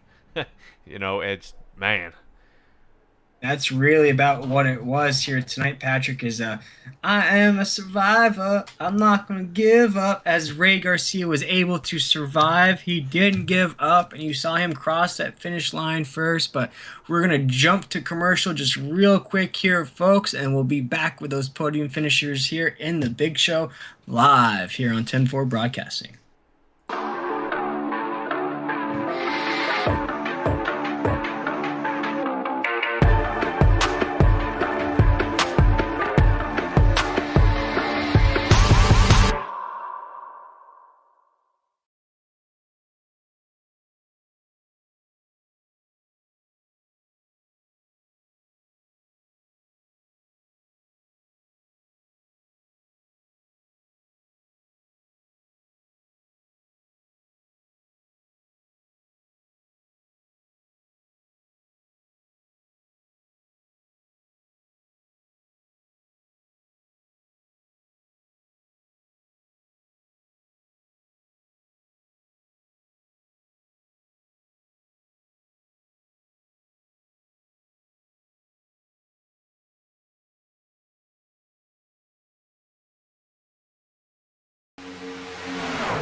And we are back here in the Memorial Day 125 here. We're searching for a replay of that finish there, folks. And just as we get that replay revved up for you here, we're going to see if we can't speak to some of the drivers here in tonight's event here in the Memorial Day 125. And one of those drivers that I'd love to bring in here, Patrick, he finished in the top 5 here, finished in the 5th position. That's Greg Blazin. And I'd love to hear his point of view of tonight's race and what he thought about those last 25 laps or so. And Greg, this is Patrick and Will up here in the 10-4 broadcast booth. You got a copy? Yeah, I got a copy, guys. How you doing? Good, man. Taking home a top 5 here tonight. Definitely didn't come home with the victory here tonight. You got to be a little bummed about that. But take us through, geez, I think the last 30 laps or so were pretty high octane. Like made us sweating up here in the booth. What do you think about the last closing stages of that race? And, man, it was those last 2 restarts. You guys couldn't get going at all. No, I was pretty clean all through that, the first part of the race, and then that last 30 pretty much caught up to me, so I was fighting back the whole time. And yeah, those last restarts were, I don't know, some people were jumping the start a little bit, timing it a little bit, and people, and then the other people were coming down and blocking them, so it was kind of a mess. But once we got going on the last restart, I was hoping at the end there that somebody would go to the outside with me, but everybody stayed on the inside and left me out there. So didn't have any momentum to go up and challenge Ray. No, and Ray did a great job of fighting off the rest of the field there. We talked about how him and Landon got caught up a few times, and Ray, I think, might win his own Hard Charger award here tonight, the way he was able to battle back through the field to get that car in the lead. But yourself here tonight, I know the trucks are your strong suit here. How confident are you, or how are you feeling about this 5th place position? I know you just spoke about how you kind of had to fight the track there the last 30 laps or so. What do you take from this race here tonight going into the next money race here in the big show? Not a whole lot, because I think it's going to be Texas, so it's completely different. Right.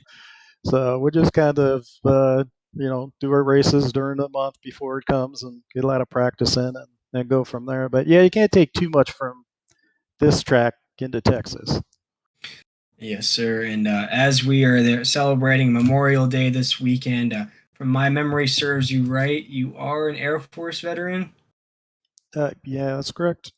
Yes, sir. And I just wanted to get we have a few other veterans in some of the other leagues we call. I just wanted to kind of get your thoughts and what's your Memorial Day weekend means to you, and what people should think about this weekend?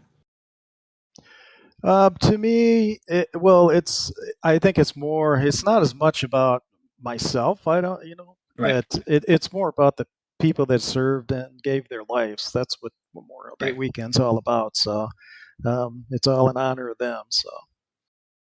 Yes, sir. And that's all about them and remembering those fallen heroes out there that paid the ultimate sacrifices for our freedoms here. And I know it's not about thanking you, Greg, but we do want to thank you for your service there in the armed forces.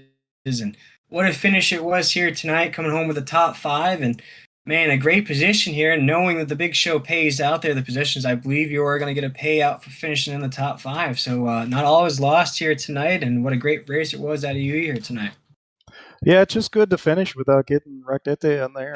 Right. It's great for Ray. This is his first 125 win, and Yeah. it's good for him. He does a lot of work and works really hard at this, and so it's good to see him actually get the win. So. Yeah, I can't. Well, I was speaking with Patrick before we brought you on here. I can't remember the last time I saw Ray in victory lane, so it has been quite a while there. Yeah, the 125s he had. This is the first one he's won. He's won other races, but the 125s it was the first, so he's pretty happy. I can tell. Alrighty, Greg. Well, you have a great weekend, man, and a great job racing here tonight. And we look forward to seeing what you have in store at the end of June here coming up. All right, guys. Thanks for being here. We appreciate it. Oh, yes, sir. And I'm sorry about that. As finishing in the top 5, we do want to give you that opportunity to get your last couple shout-outs in here before we let you go for the night. I'm sure my wife's probably watching. Hi, Jamie. I'll be upstairs in a few minutes. There we go. Sounds good, Greg. You have a great rest of your night and have a great weekend. All right. You too. Thanks. That was Greg Blazin Patrick. Finished in the top 5 there. We saw him up there battling for the lead there towards the end, but I believe you are catching up with our second place finisher of Gregory Rix. And Gregory Rix was my race pick for the night, but he just couldn't make those moves to get around right at the end there. And Gregory, this is Patrick and Will up here in the 10-4 broadcasting booth. You got a copy? Yeah, I got y'all. What a wild show tonight you had. Ended up kind of getting tumbled up there a few times and still came out in second place. Oh yeah, it was a little bit of a wild ride at the end. I was telling Ray with about 5 to go. I was in 14th on that outside line. This isn't looking good. I'm gonna need a wreck to get through it. Sure enough, they got through and realized I was right. Since then, it was like, I know we're gonna finish 1-2. Oh yeah, and that you guys did, and man, just being able to fight up there and stay clean long enough to stay out front, because I mean that slew of cautions right there at the end. It really had to change your strategy. How to get your way up toward the front to try to run down Ray Garcia. Yeah, it took a lot of different just maneuvers on the restart, trying to time that green light, because we had a little bit of controversy because we are a lot of people who are regular with the big show, especially at this track, have a good way of timing the restart. As soon as it hits green here at the big show, you can go on the outside no matter what. And some people did not appreciate that. They couldn't time it as well. So we had a little controversy in one of the last wrecks there where someone threw a dirty ball. But other than that, it was really just getting those positions and avoiding the wrecks at the very end and being able to make my way to the front where it was around teammates. Yeah, and really a great job here, at the Memorial Day 125. Have you ever raced the 125 before? So I've raced, I think this is my 3rd or 4th big show 125. Never the Memorial Day one, but yeah, so this is my 2nd top 10, 1st top 5. But yeah, it's always fun doing this.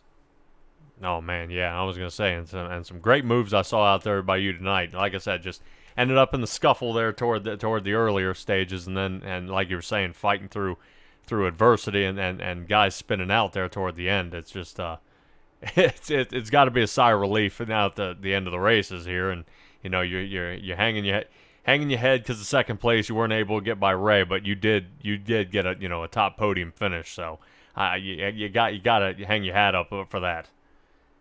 Yeah, definitely. It's great to be second here. Just because of I'm relatively new, especially with the big show in terms. I started, I think, in February. Um, but yeah, but like I said earlier when y'all interviewed me, if I had a teammate like Ray right in front of me, I was going to just push him to the end. So obviously you want to get that first place, but I mean it's great having a big show admin one too.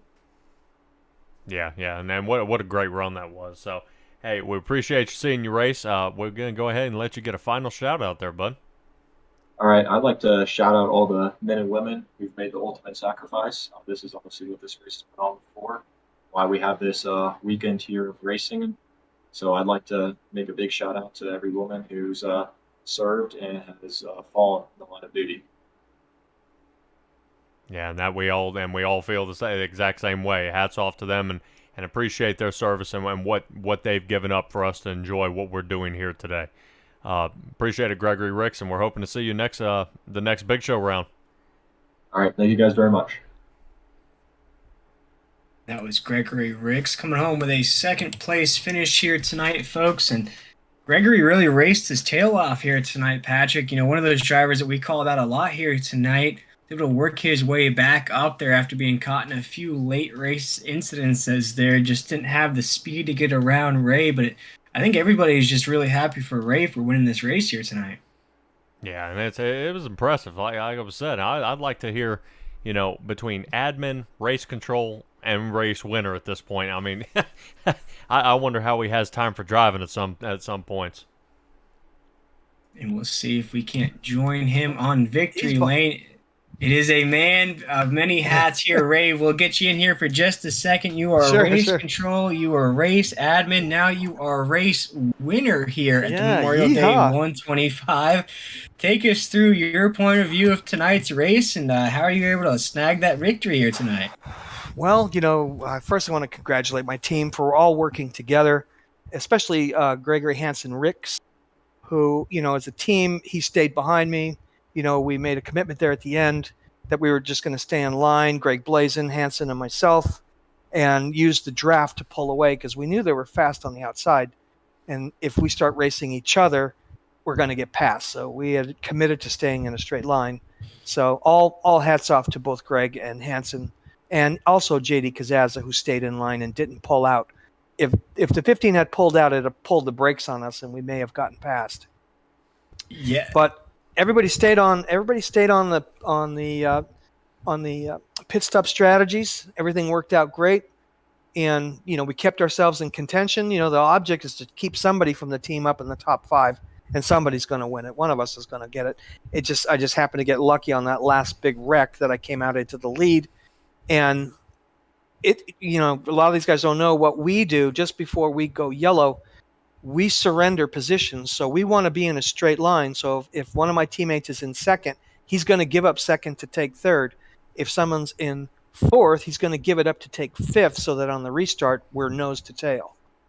So that was happening during those yellow flags. I don't know if you caught it or not, but we have to do it quick. We have to say, okay, let that guy go, so that when we restart, we're in a straight line. Yeah, Ray, and I think we were just talking there with Greg Blazin there. I think you might be in contention for a hard charger award as well, because you and Landon there for, I'd say, a few laps there were getting tangled up between the two of you, and then you were caught up in some other incidences there, but you were able to hard charge your way back through the field and somehow put your car at the top of the grid there with 15 laps to go, and you just held it down there at the top. Yeah, again, working together, like when we fell off pace, we were 13, 14 seconds back. And what we do is, we gather everybody up. So whoever's in front falls back to me, and then we fall back to whoever's behind us. We took that 13.8 second gap down to 6.4 seconds and got ourselves back into contention, so by working together, versus running around the track solo. So there was a lot of teamwork in this race. So I'm proud of everybody. Chuck Fletcher, who raced with us as a team for the first time, Hansen Rix, Greg Blazin, Landon Gentry, Heath Rutherford, Jamie Shaw got collected a few times. I jinxed Greg. I feel bad about Greg because Greg had a very clean race, and with 10 to go, I was just confirming he was still up front, which he was. And I said, man, you've had a great race. You haven't had any contact. And right after that, he got involved in everything. So, oh man, but still a big win for you, Ray, here. And I believe my co-host Patrick Morrison has a quick question for you. Yeah. Man, I was gonna say, yeah, talk about adversity, kind of coming from the back and rocking his way toward the front. I was asking before we got into the room that playing race control, admin, and driving. Do you have time to drive? I mean, I figured you got to be everywhere. It's tough because I have to keep track of not only my car and then my team cars. I got to keep track of all these guys who are a lap down. I've got to see where they are on track. We've got to make sure that there's no hazards on track. And then once we go yellow, I've got to get all those guys back on the lead lap, and pace and fuel, right, and strategize coming out of the pit lane. So there's a lot of hats to wear. Oh yeah, and I definitely I have enough trouble just concentrating on my own race. But Ray, you are wearing the hat of a race winner here tonight, the Memorial Day 125. And like we always love to do with our race winners here at 10-4 Broadcasting, we love to give you the floor here to shout out any sponsors you have here tonight, or anybody that you might have had watching, or even a better question of what this Memorial Day weekend means to you as well. Well, we race today in honor of all our veterans, who've given us this opportunity to race on our free time. We have 7 veterans in the field tonight, Greg Blazin and quite a handful of other ones. So, it's always good for us to honor our veterans, especially the ones that are participating with us, who are out of the military. Some of these guys are retired. So it means a lot to us to represent the military on a weekend. They've given us all this free time to do these things.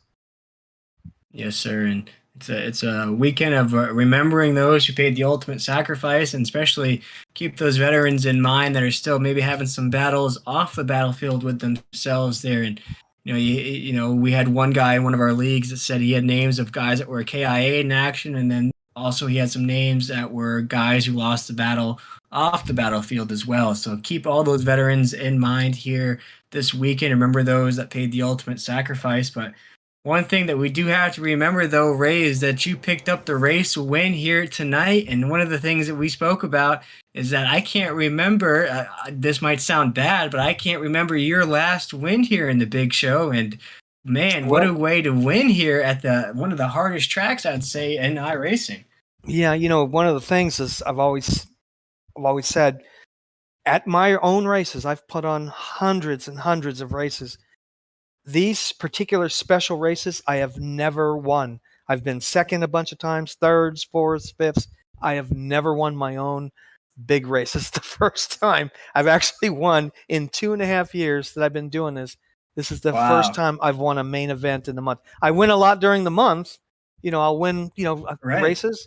Like this month, I've hit pole position every single race this month. I'm up to 126 poles on this track. I got pole today on this track. That's 127, right? Counting today's race. So I've had great luck during the month, but when it comes to these big ones, I'm always a bridesmaid. But tonight, it just happened to work out. We had a lot of controversy there at the end with the restarts and such. We had some accidents. And on that last one, we just had to let it go, and we just raced it out.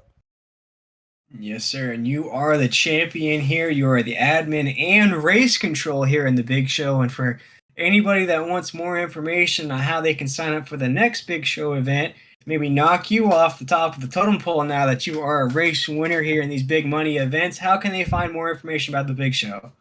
Well, you can always find us both on Discord and on Facebook at The Big Show, all in capital letters. And at The Big Show, we welcome all skilled levels of drivers. We're a development group. We call ourselves a community of drivers versus a league.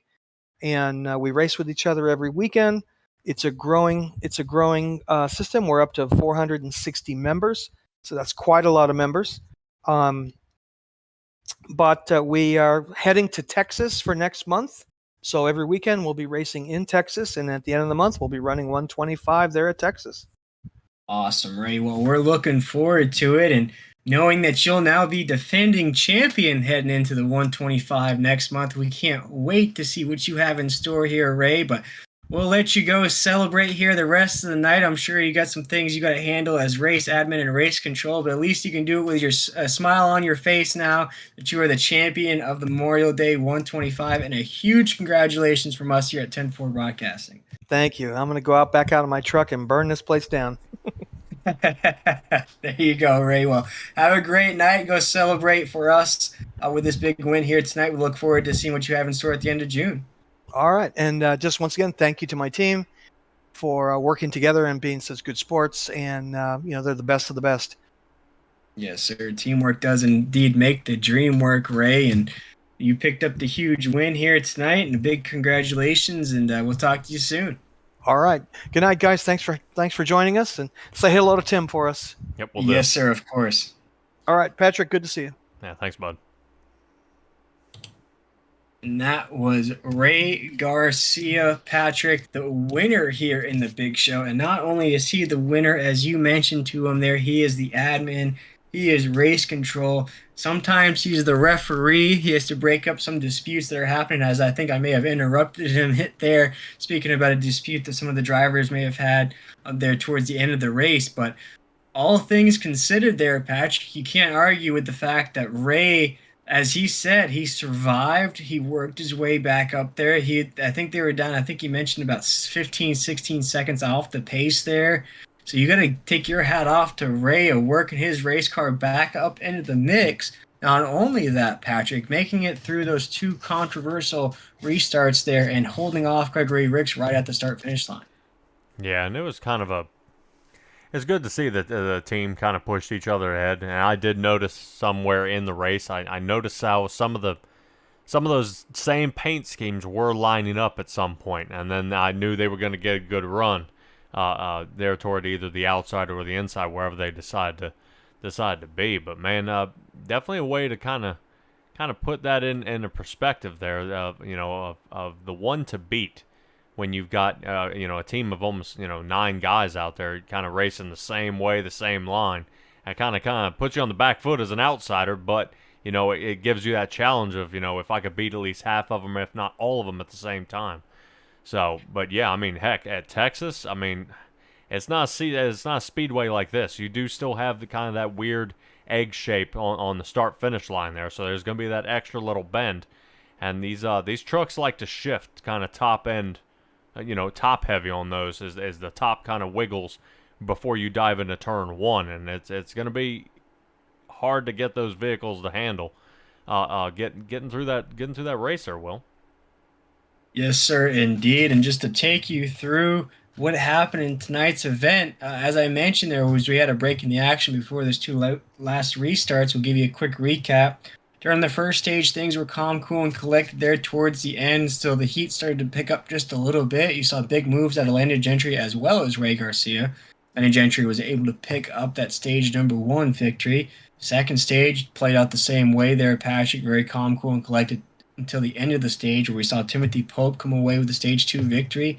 Stage 3, however, was very hot and heavy there. We saw Craig Cogswell come away with the stage 3 victory, and then the heat and the volume turned way up towards the last 25, 30 laps. We saw side-by-side racing there towards the end. We saw crazy restarts there. We couldn't even make it to corner number 1.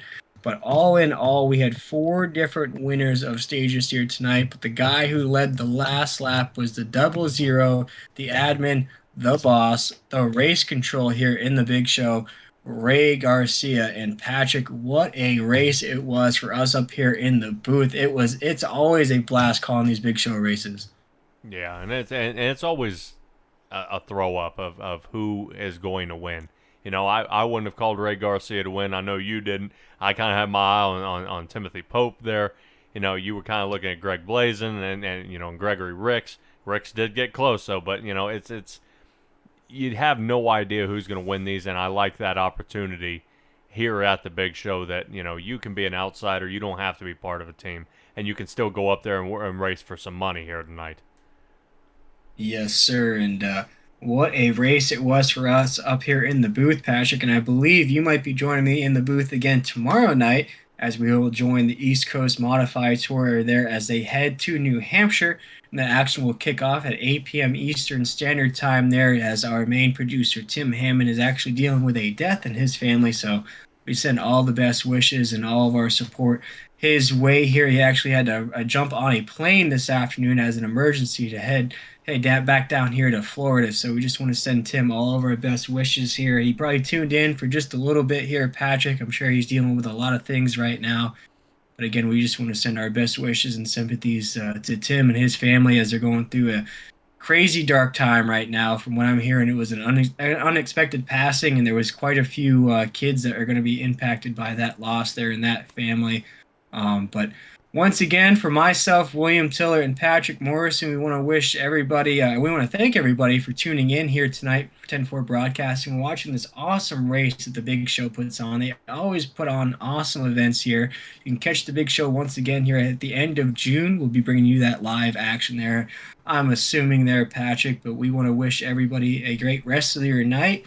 And we just want to, make sure we emphasize what this weekend is all about, remembering those fallen soldiers who paid the ultimate sacrifices for our freedoms here in the United States. But hope everybody goes out and celebrates the celebration of life, if you will, for those who paid the ultimate sacrifice. But for myself, William Tiller, and Patrick Morrison, we want to wish everybody a great night, and we'll see you.